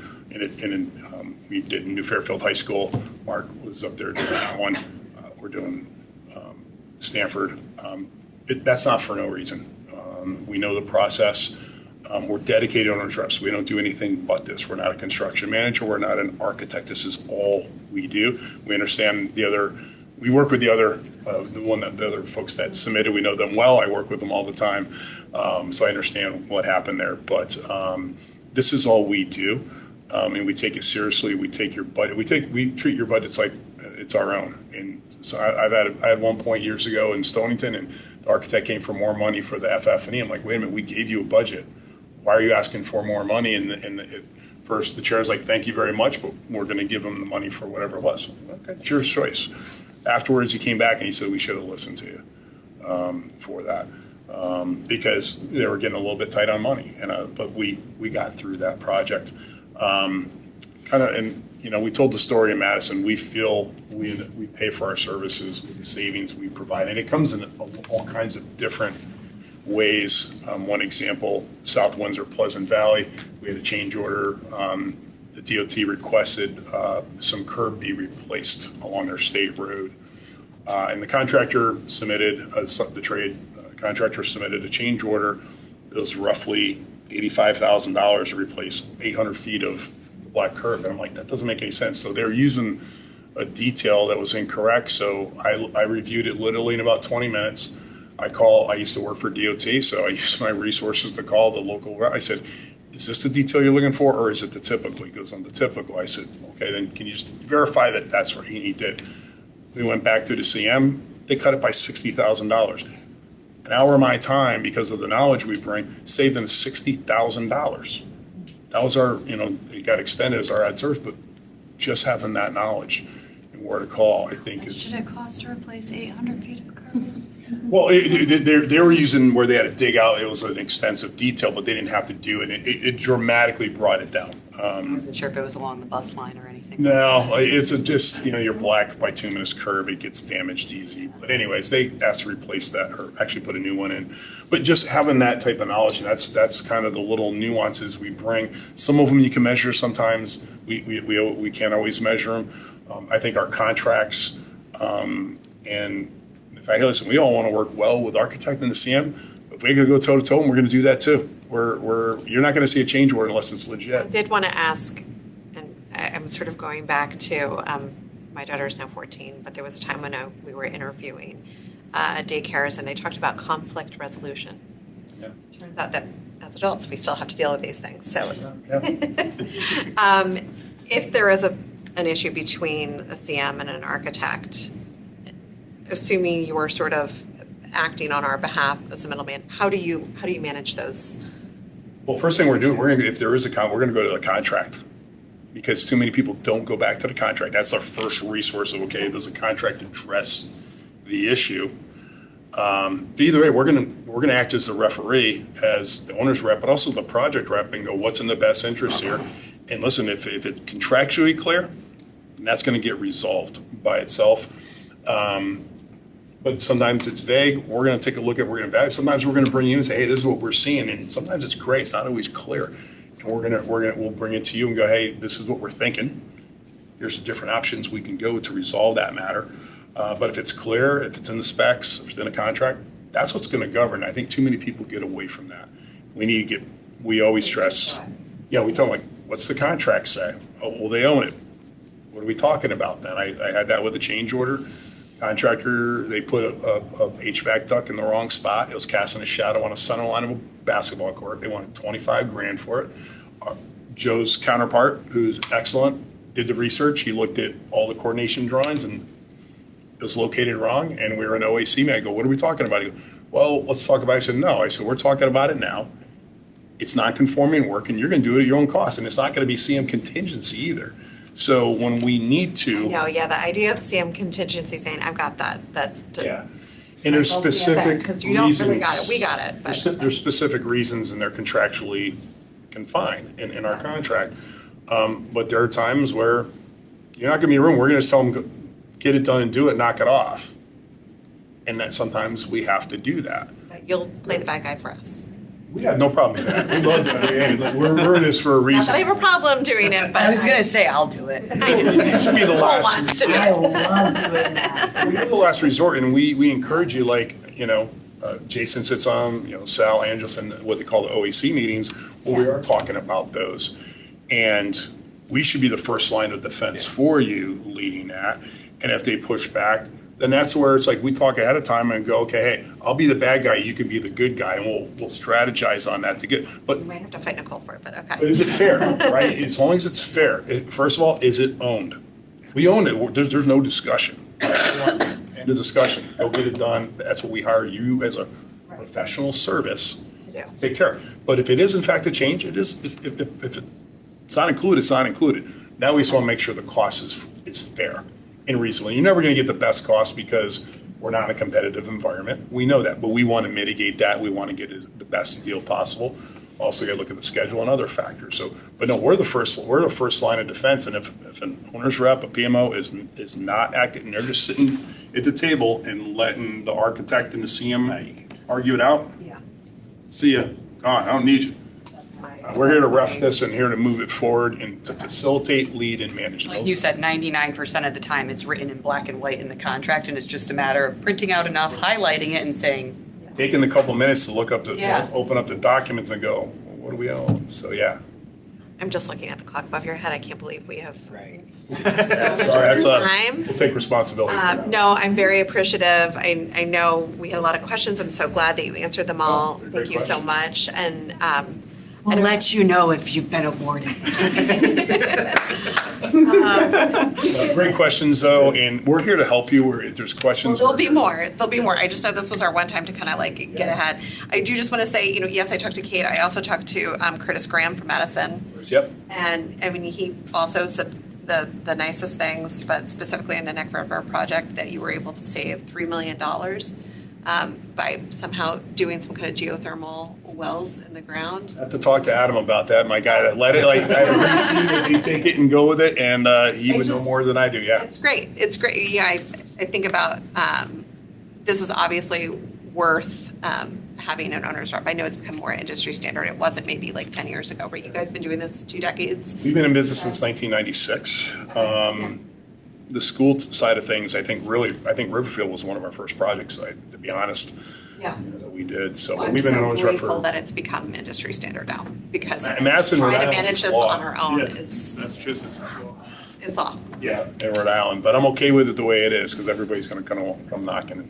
I'm fine with I that. like that it's not law because it incentivizes you guys to do the money-saving end of things. When something becomes law, suddenly it's just, well, you can skate Well, on it a I- little more versus, hey, we don't have to. We We had one client ask us that as a New London. They go, well, there's an owner's contingency, and it seemed like, where's the risk for you? What burden do you guys carry? And I was a little stumped. And our owner, thank God he's with me.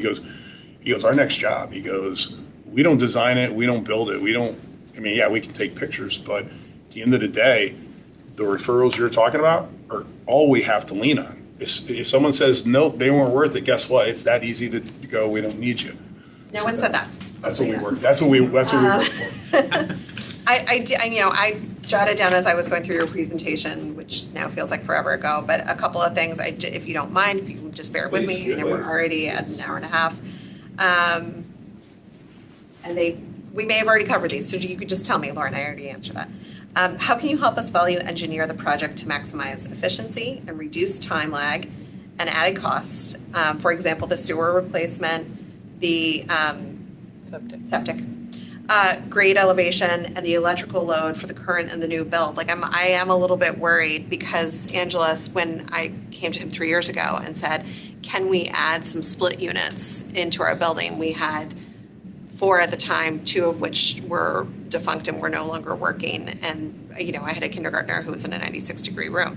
So, and he was like, well, first thing we have to do is we have to do an electrical evaluation of the building to find out how much it could carry. And the answer was, you could potentially have like 8 split units, but that something's going to start breaking. Yeah, exactly.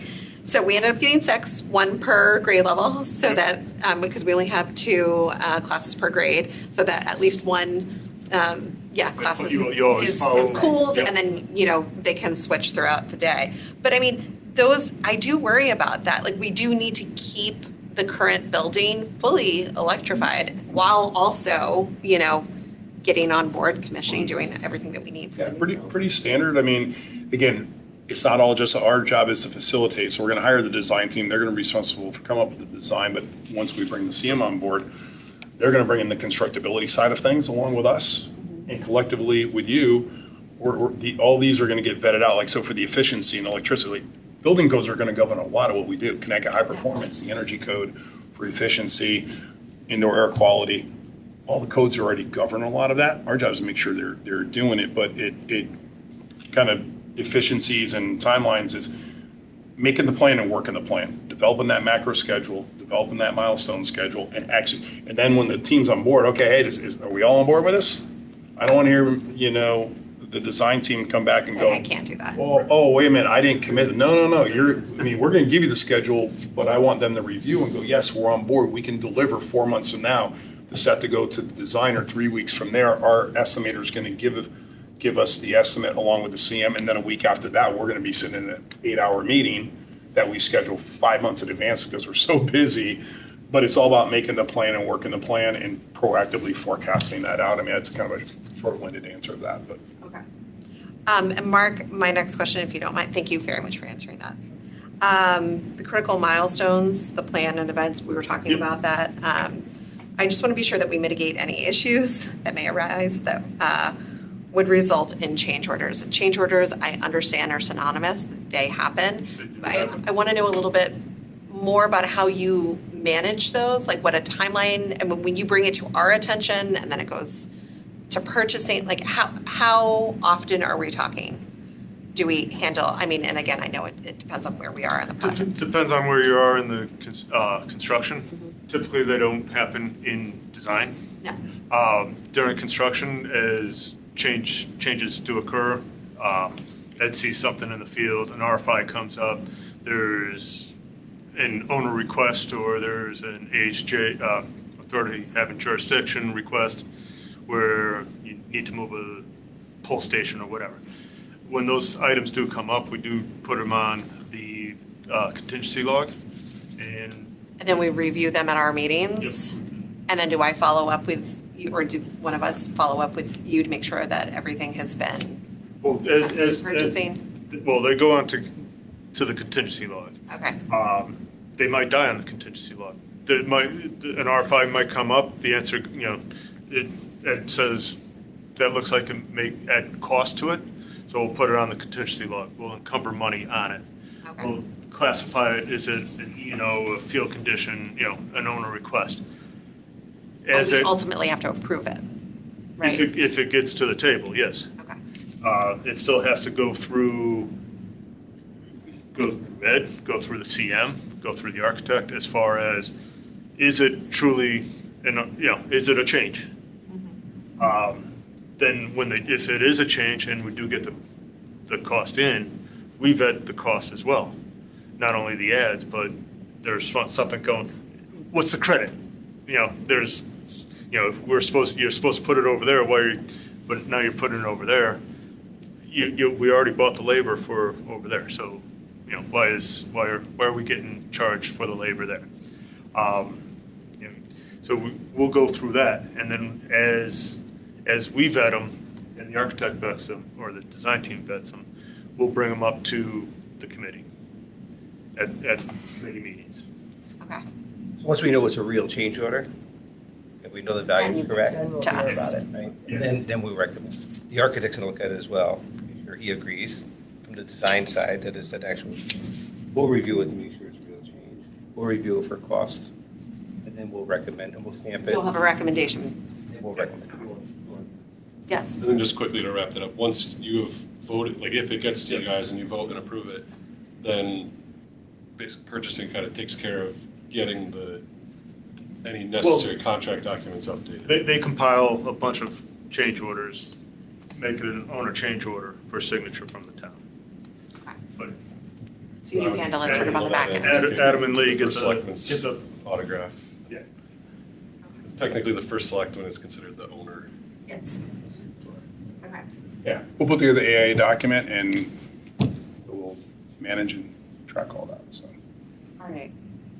And, you know, Ed and Erica, I did have questions for you, but I don't want to like, you guys, and again, this is when I reviewed this, I was just looking, closeout training on all systems.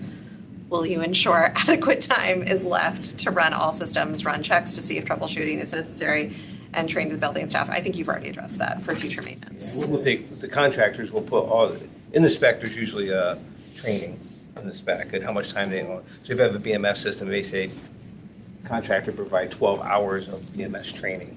And sometimes that takes a long time. Or, you know, training on your fire suppression system or training on your, you know, whatever systems you have. It could be, you know, your Systems we don't have now, yes.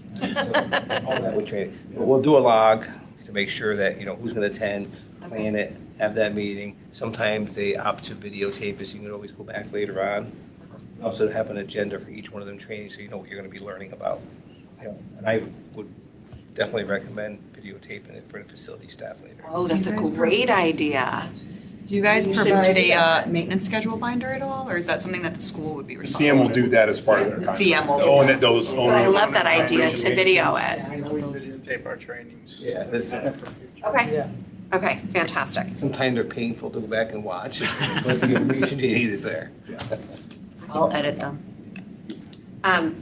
Bullet points. Erica, I don't want to leave you out. I know you're going to be okay. I know you're going to learn Such a a lot. great job with our But presentation. your slide was great. But I did look back at your experience, the SLED project at UConn, the Frederick Gun School. I see that you have 5 years experience overall, 1 year, you're 6 months in? Yes. Okay. And my question for you, and this is so surface, but what have you learned from your past experiences that you will be bringing to the Dwight School project? This is going to go back to your conflict resolution standpoint. I think just from our standpoint, getting involved immediately and trying to act as the owner's rep. I mean, we want to be your voice, and I was sort of in this role at UConn as well. So I was the pinpoint person between the school really and the on-site contractors for example, the LED project. So I handled all the conflict resolution with the contractor, and then you only really want to bring the big issues to you guys. You shouldn't get bogged down with all these little things. So just continuing that, I would say, is going to be our biggest role. Well, thank you. Thank you. Yes, Jason, you have some. One question. So you've done projects in town, obviously. Worked with the town from here to there. What's your biggest challenge you see with this project, with the new build in town? Whether with the architect, with the committee, with the people at the town, because we've all had those, right? So what do you think your biggest challenge is with this project? I mean, there's a couple. I think. Tell us the red flags you see. I think the site topography Besides is me going to and be Lauren. challenging. You know, not only the design, but stormwater management during construction. True. You can't let them strip the entire site. That'll just cause a deluge. That'll be a lot of problems in a residential area, and I think we're Not to also. mention that the school sits below. That's a challenge in itself. And I think we're talking just getting materials to the site's gonna be interesting because it's so far out. They're not gonna be able to come up the Merritt Parkway. They gotta go off of 95, so. I mean, just so you know, that it is surrounded by wetlands to the north, and then to the west, there is protected forest that. So the permitting's gonna be very, very vital and important I mean, the funding's done, you got support for it, but also, I think the community outreach before construction starts to the neighbors, and the CMs are part of that. I can go deliver some gift baskets. We're just being partners with them. There's only 6, to the east. You know what we find makes a big difference is because everybody's online these days, a big social media presence that, we do a blast and somebody is managing that all the time with questions and stuff. Myself famously so, not on social media, and actually trying to, successfully, we did shut down cell phones in the schools, so I'd really like to shut down the whole AI thing too. Jan may be helpful with that. Yes, yeah, we can have FBS handle There's those. gonna be someone to be like, you're building a new school. That's what's gonna happen. There's always someone. Okay, so you anticipate that the grading, the stormwater management, Has to be looked at carefully. has to be looked at carefully. And The they building, again, one they exit, did one do entrance. soil boring. To do an additional entrance would be fantastic. Well- I mean, and if you look at the map, there is a narrow area that goes out to Congress. It would be my dream to be able to turn that into an alternate Access way. access, right? But it would have to cross over wetlands and through a private property, or past a private property, and there's already. Through a guy's side yard, that, It's very. You know. so, yeah, there's one exit, one entrance in an occupied school, so you've got the logistics of getting the separating the two, construction and the occupied school. Elementary school, it's 9 o'clock, deliveries between 9 and 10, and then 3 and 4 o'clock, you just can't have them, because you're. Pickups. Correct. Unless you want to sit in the bus line. So kids will love watching the trucks go by, but it will get old after a while for the parents. How do you separate? Drive away with a lull. How do you separate the construction from the Yeah. occupied? Yeah. It is going to be a challenge. Also because we're already up against the You're up against it. I mean, the There's area one by of the those- tennis courts, tennis courts, and there's that It's not historic stone wall, right? It's all over. and you got your septic field down there. Yes. So, I mean, do you And the create? Rotary. Oh God, And the over big that rotary. Oh, There's a rotary. do you know what we're talking about on Reading Road? They added a rotary. a rotary to slow down traffic. That's right. Yeah, that's- Going down Reading Road, unfortunately, there's been 2 fatalities in the last 5 years, but much further From up the speeding, yeah. road from where we are. But the town's idea was to add this rotary that's about 100 yards south of the school. And the number of trucks that have blown through that, the curbs that have been destroyed. Can't get around it. buses can't get on- Yeah. I did, somebody told me to Dunham- never seen that. I was like, Dunham we and probably got Reading. to see that curb is Sorry. right now. We all do it. We all, and believe me. And there's a fire hydrant in the center. But it can't, I believe, even It's with. better by the minute. I'm just saying, the CM should really take a ride and take some measurements for when they're bringing in low boys with large construction equipment to be sure that they can make that swing without having to have the hydrant capped. Like, Yeah, we might have to make a temporary measure or work with the town. Yeah. well, if you come down from one certain way, maybe that they have to come from a certain road in order to make it work with, most construction trucks are gonna be fine. I'm picturing like as you're bringing in and out excavators and stuff, you may wanna just keep that in mind. Future logistics. Future logistics. Yep. So. We don't want to scare How soon can you. they be at our next meeting? Oh, you're gonna be our OAC person, I can tell already. Love it.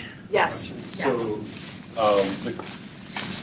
assuming the committee chooses to recommend award to you guys, we've got kind of an aggressive schedule. We're hoping to work to move on to get a contract to the Board of Selectmen for approval. Just was looking, I found our agreement from the HVAC project. Yep.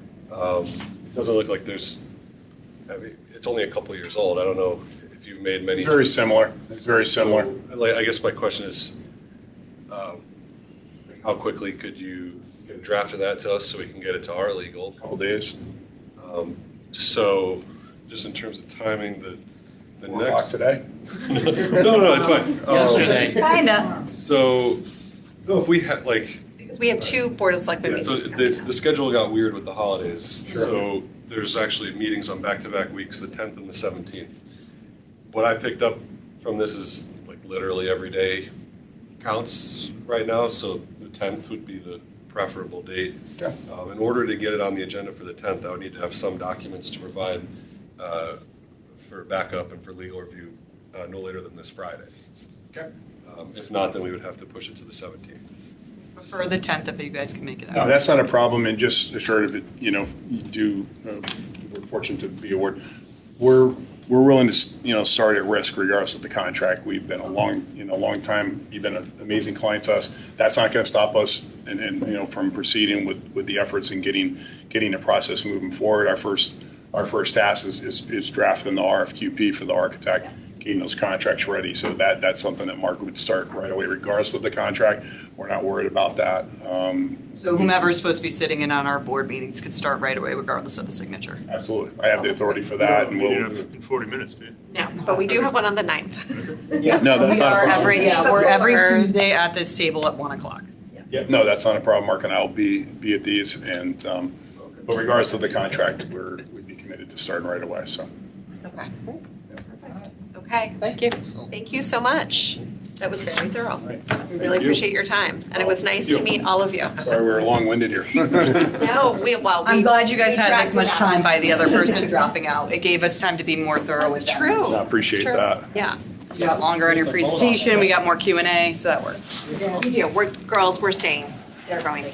Oh, Sorry. okay. I'm not done I've yet. got like a call that I've got to make before 12:30, so I'm Okay. gonna step out, I'll be back. Go ahead. I just have to be in Shelton for 1:30 now. You do. Well, that came up last minute, so we got it. Thank you so much. So I want to be there. Thank you. Thank you. Nice to meet you. Nice to meet you. Pleasure. You too. Thank you. Thank Thank you so much. Just to say. Pleasure. Thanks for great questions. Thank you. Can't wait to see you in OAC meeting. It's gonna be. Nice meeting you. Yeah, I like it. It's gonna be great. Sorry for the surface Good to see you, question. sir. I would have given you a deeper dive, but I No, was I like, was ready to go. I'm sure that you are. Okay. Me and Lauren asked the best questions, but me and her like to ask. Thank you. Nice meeting you. See you, brother. I'll talk to you soon. Thursday. You want to be through? Great We're meeting. gonna out this way so that we could spend more time with them. It makes the most And I'm sense. sorry, I know we all have to go. Yeah, she's doing this. Thank you. Doing a clinical schedule check. I'll Proper, yep. Walk again. let you know, yeah. All right, sounds good. All right, get out of here. See you guys later. Got any questions, let me know. Thank you so much. And I could do it. I think it's just a matter of saying it out loud. Without them in the room. Okay. So Adam, Lee, Angelus, I'd love to be in on whatever you are with me. Would you guys come, would you mind coming to the table so we can all to kind of finish up and go through our final thoughts? I'll wait for, we can update her. Formalities. Does everybody need like a break for like 5 minutes before we come back, or can we power through? Let's power through it. Because we gotta I vote. hate, because I know we've been sitting here for 2 hours. I say power. Do you need a, Power through. anybody want 5 minutes, we're good? I look old, but I'm not as old You as I do look. not look old. Oh, Do not. I did that Are during you kidding me? I've COVID. had 3 kids in, 10 years. I got 3 grandchildren. There you go. I'm gonna be 14 next week. I'm always looking forward to my next I one. have 2 toddlers. Oh, she does, she's. Well, he's not a toddler so much anymore. My A kid. little inside scoop for you if you have toddlers. 60 Katona Drive near Yeah. McDonald's, that's getting turned into a Goddard school. Oh, yeah. Yes, that I do plumbing design. Oh, nice. That's why it's like all this stuff is kind of like. Wait, where's which Right for McDonald's? Black Rock. McDonald's on Black Yeah, Rock. ShopRite. Yeah. Where's That the- is? Wait, no, ShopRite's gonna be ShopRite, the extension with Price City. Where's the Goddard School going? She's saying behind McDonald's. 60 Katona Drive. The former medical building's gonna be a Goddard School? So you have a Goddard school there, then up the street, another Goddard school? Well, it's over in the. It's in Stratfield. Yeah. I know. The town of Fairfield is hard Yeah. up for daycares and Yeah. nursery schools. They do. Yes. And then, I lucked out getting my son into Harbor Lights on the last minute this year because there's over 200 kids on wait lists at daycares throughout. I know town. daycare is a big issue. I know, my dad's like, do you want this? I'm like, no, I don't want to. first of all, I'm sorry for springing that question on you at the last minute. No, I I really have did to. try to comb through everything. I was just curious about if their rates had changed from the HVAC, because that was 2023. Sorry, could I ask, just even before you start discussion, if you guys could if you could complete quickly, Oh, just take 5 minutes. Still do that? Yes. Okay. I think it's a nice, We weren't sure. yeah, that's what we were kind of chatting about. I think I need one. it's a bit of a formality, but, No, we can, if you need things in writing, I So I wanna. what are we filling out here, just on the? because like they were kind of talking about, in 6 years, 7 years, we'll have the audit. It would just be nice to have the. So because you see at the top, that's the criteria the same Yeah. criteria we had at the RFP, and then down below is just the evaluation scale and how you thought the It's just one interviews went. number, right? It's just one number, you Yeah. just circling, your rating under the evaluation scale based on the criteria. So what your thoughts were essentially of the interview. Wait, the evaluation scale meaning, Meaning, like, if the interview, if you felt that they clearly met or possibly exceeded some criteria or requirements or expectations based on above. So You it's would circle the you 10. would circle the 10 or the 7 if they clearly meet. If they're substantially above, it would be a 10. Generally meets is a 5. guys, I feel like I am on a completely different plane right now. I don't know if it's, I was literally at Okay, a so it's a field scale of hockey until 10:30 last night in Trumbull. I just And then Cyber Monday. So are we until answering midnight. these 5? So Just circle. walk me No, through. no. This is the description. It's on a scale of Yeah. 1 to 10. So I 1 just being put- substantially below, 10 being substantially high. You put the answers Yeah. over here. Yep. So, right, but then is the scale below it? 753. It's just You choose which describing one. a scale. That's They- all that is down here. So at the top of the page, it lists the criteria that we're supposed to be considering. I'm doing what you did. And then based on how you feel they met or did not meet Honestly, those criteria, I think that they did a great job. And then there's just a second page there, just for if you have any brief comments. yeah, I guess I would say for this first page, don't overthink it too much. If you Yeah. thought they did great, give them a 7 or a 10. Yeah. If you thought they were average, give them a 5. The second page is more important, where you can put couple sentences. But wait, but where am I, say thank you. Yeah, where are we? Right here, we're on the side? Each quarter. Oh, okay, I didn't know if there was somewhere else. Okay, so just right next to it. Fine, thank you. There you go. The second page, honestly, Pulling it in eagerly. if you want to put a little Thank you so thought much. into it. And do you need our names on these or no? It's on the second page. Yeah, if you just circle down. Where you sign it. Yeah, just mark it a 10 since you've marked everything. Oh. And then, yeah, it's just down below on the scale there. Thank you so much. Thank you. Oh, that's just an over, okay. Yes, the overall, yes.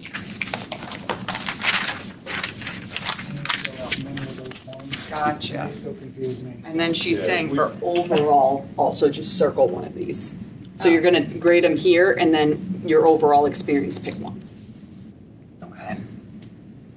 My husband is a retired HVAC engineer. Nice. And, yeah. And he's retired, I'm not. Different story. He worked with Collier up at Yale. He did a lot of engineering work at Yale, and he said they were very good to work with, the guys that he I worked wonder if with. you ever with my dad. My dad taught a lot of the OSHA 10 classes at Yale for all our construction sites back when they did that, in like the early 2000s. He worked on, he was their construction safety specialist for the Yale Bowl. And then he also did a couple of the buildings, I forget which ones. I went to University of New Haven and I would go meet him. He actually, I lived directly across the street from the Yale Bowl. Okay. In college. Well, he was working on that site. So on like a Friday morning after like working at a nightclub all night and I go outside and I was a smoker back then. So he'd catch me at like 9 a.m. with like a Bloody Mary and a cigarette. He'd be like, nice, Nicole, nice. I'm like, go away, I'm in college. But yeah, he worked, I bet you they know each other because he did a lot of the OSHA 10s to make sure everyone was ready for any work on that job site. Yeah, Yale does a lot of work constantly. And then my family owns a vocational college, IMTI in Waterbury. It's actually the first vocational college. They didn't have them. And then Lincoln Tech just Where's the shame? Holy Cross in Waterbury. Colleen Brown. Colleen Brown? Colleen Brown. Colleen Brown was my roommate in college. I've known her since she was 8. She just won a seat Oh, really? Yeah. in her town of North Haven, I believe, right? North Haven? Yep. Yeah. Colleen has known, we lived together on Elm Street in New Haven. She went to Southern. Tell her you're with Nicole Gorman. Just tell her you're with Gorman, Gorman. She actually was one of the few who called me Nikki. But my whole family grew up with her whole family in Waterbury. Yeah. She is, I love her. She's a wonderful person.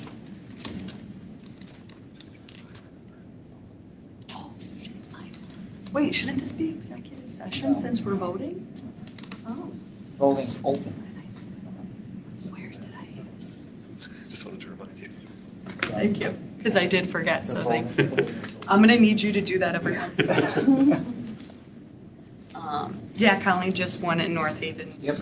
She's very lovely. It's a good thing I wasn't talking to her.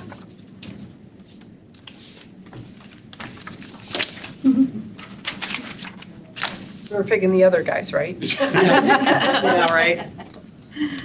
At least they can bid if they won on CM, right? Yeah. Well, that may be what their plan is. Yeah, maybe it was all along, or maybe they didn't understand. Okay, I don't know if I'm allowed to say this out loud. You don't want me to, but my concern is their understanding. And I don't think it's necessarily their fault. I think it's the way, and this is no knock to anybody who was involved in it, but their understanding of the feasibility study.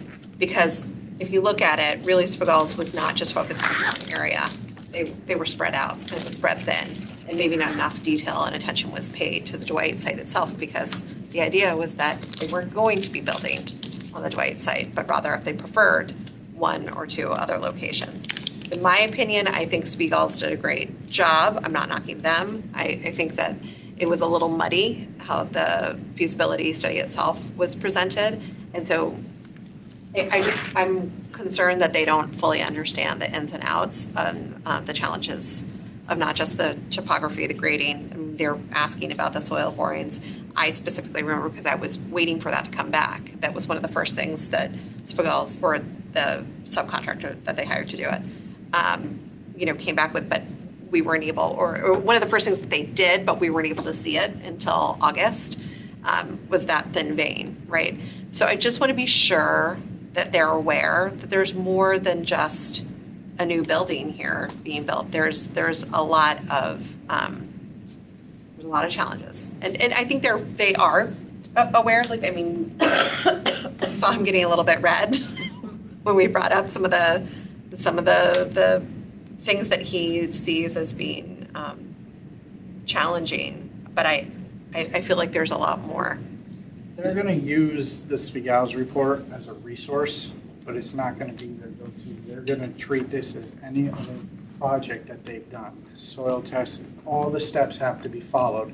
They have the Well, that's Spagals why report. I brought up like the electrical and engineering, like they're gonna have to do an electrical Yeah, evaluation. and that's all And then typical also, of any project. in the very first meeting, you mentioned to me about the Sal, you're still on with us? About the need to do for the solar array, right? Like a full, we're gonna need to do a thorough background on, I have to go back to my notes, but it was something to do with the solar panels, that we're gonna need to commission a report on that, right? You're on mute. You're on mute, Sal. Now you're on mute. No, something, I think his headphones are, or maybe, do we have Are it? you, while he's trying to figure out, are you referencing like the state requires us to do some investigation for solar, for Yes. geothermal? So yeah, that's all part of it, and they're aware of that as well. They know the state requirements. They know that the state is going to want to see that feasibility study as part of their design documents and their design setup. So it's all part of their feasibility. Okay. Thank you, Lee. This was, okay, so guys, if you don't mind, I did ask at the beginning of the meeting, and Adam, I didn't maybe follow up with you enough after our last one. It was right before the break. But I was very curious if there was a jump in their fees from the HVAC project to their request for this one. And thank you so much. I have now what their hourly rates were estimated in 2024 for that project. And actually thank you so much. We pulled what they had. And I just want to see if there is a big jump. Remember we talked about this at the last meeting? At the end of the day. It's not going to matter. Right. I'm not looking to haggle or negotiate, but I want to be sure that if there is a substantial increase, that we're capturing that. Question, and I don't know this. The HVAC project compared to this, is that really comparing apples to apples? Wouldn't that be completely? That's a good. Because they're gonna be pretty much full-time on this job site. When you're doing something like an HVAC, they're gonna be able to, let's say, we have to cover these people's time 100% for the year. Versus an HVAC job, they're gonna take people and spread them out over 5 or 6 projects and charge 25% of their yearly on those because they're gonna be able to bop around. So they're hourly, like you're not comparing apples to apples. You're not comparing apples to apples when you pull up the HVAC job. You'd have to pull up their numbers from a 2024 full school or even a larger renovation project to really get that answer. Because when you can spread yourself among 4 or 5 different projects, you're gonna make more money. Because now you can, lower your numbers, but you're really covering yourself 125, 150% to cover travel because then they're going overboard usually. But when you have dedicated team members, you're covering their salaries for 2 years. And they still do other projects.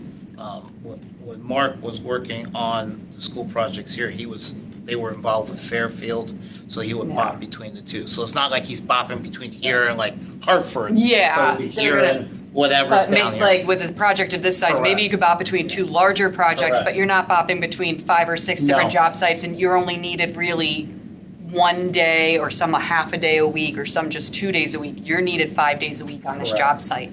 So this is interesting. It's gone down.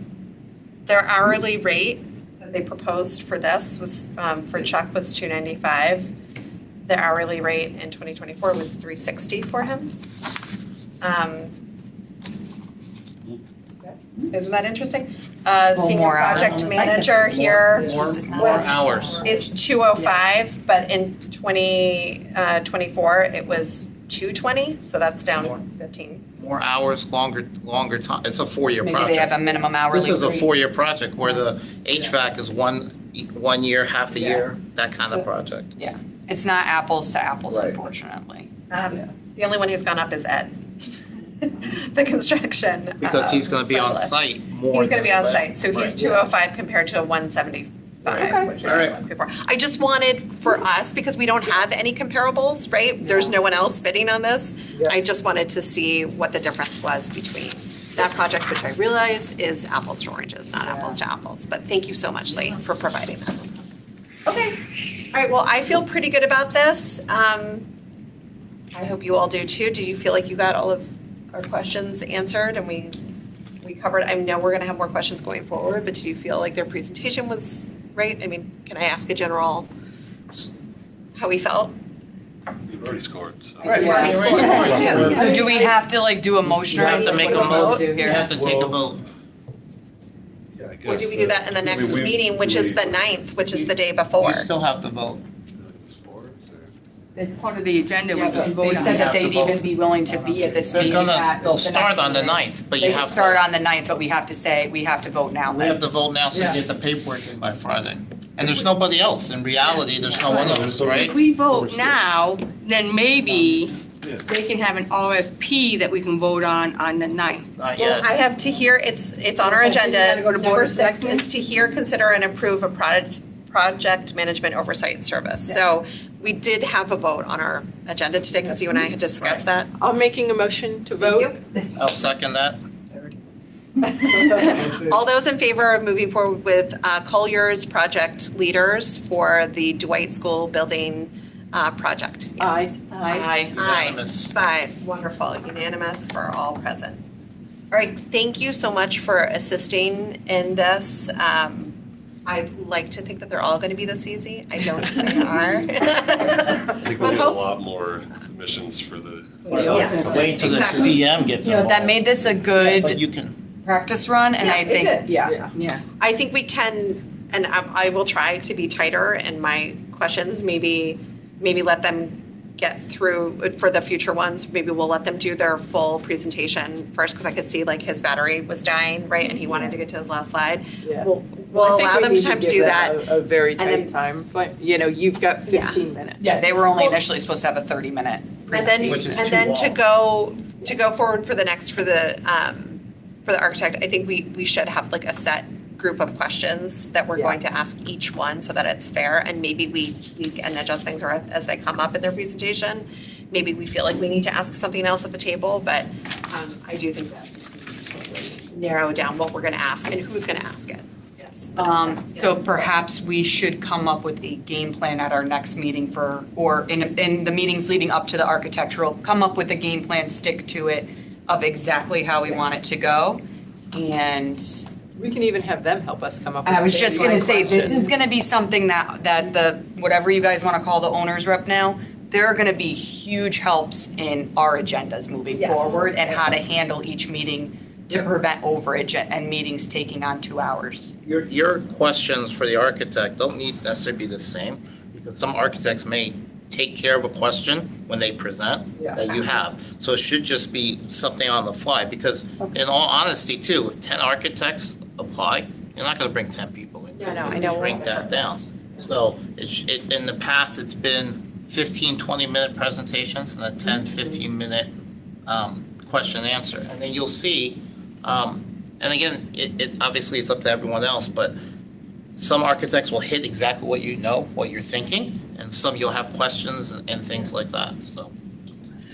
Just in the interest of time, I actually have to get up to Danbury and get an indoor field hockey stick in 2 hours and back. So, and I know you've got somewhere to be. I'm just gonna jump ahead to number 7. I really feel as though Nicole has been acting in a much deeper capacity than secretary. I would hereby like to nominate her as the committee vice chair.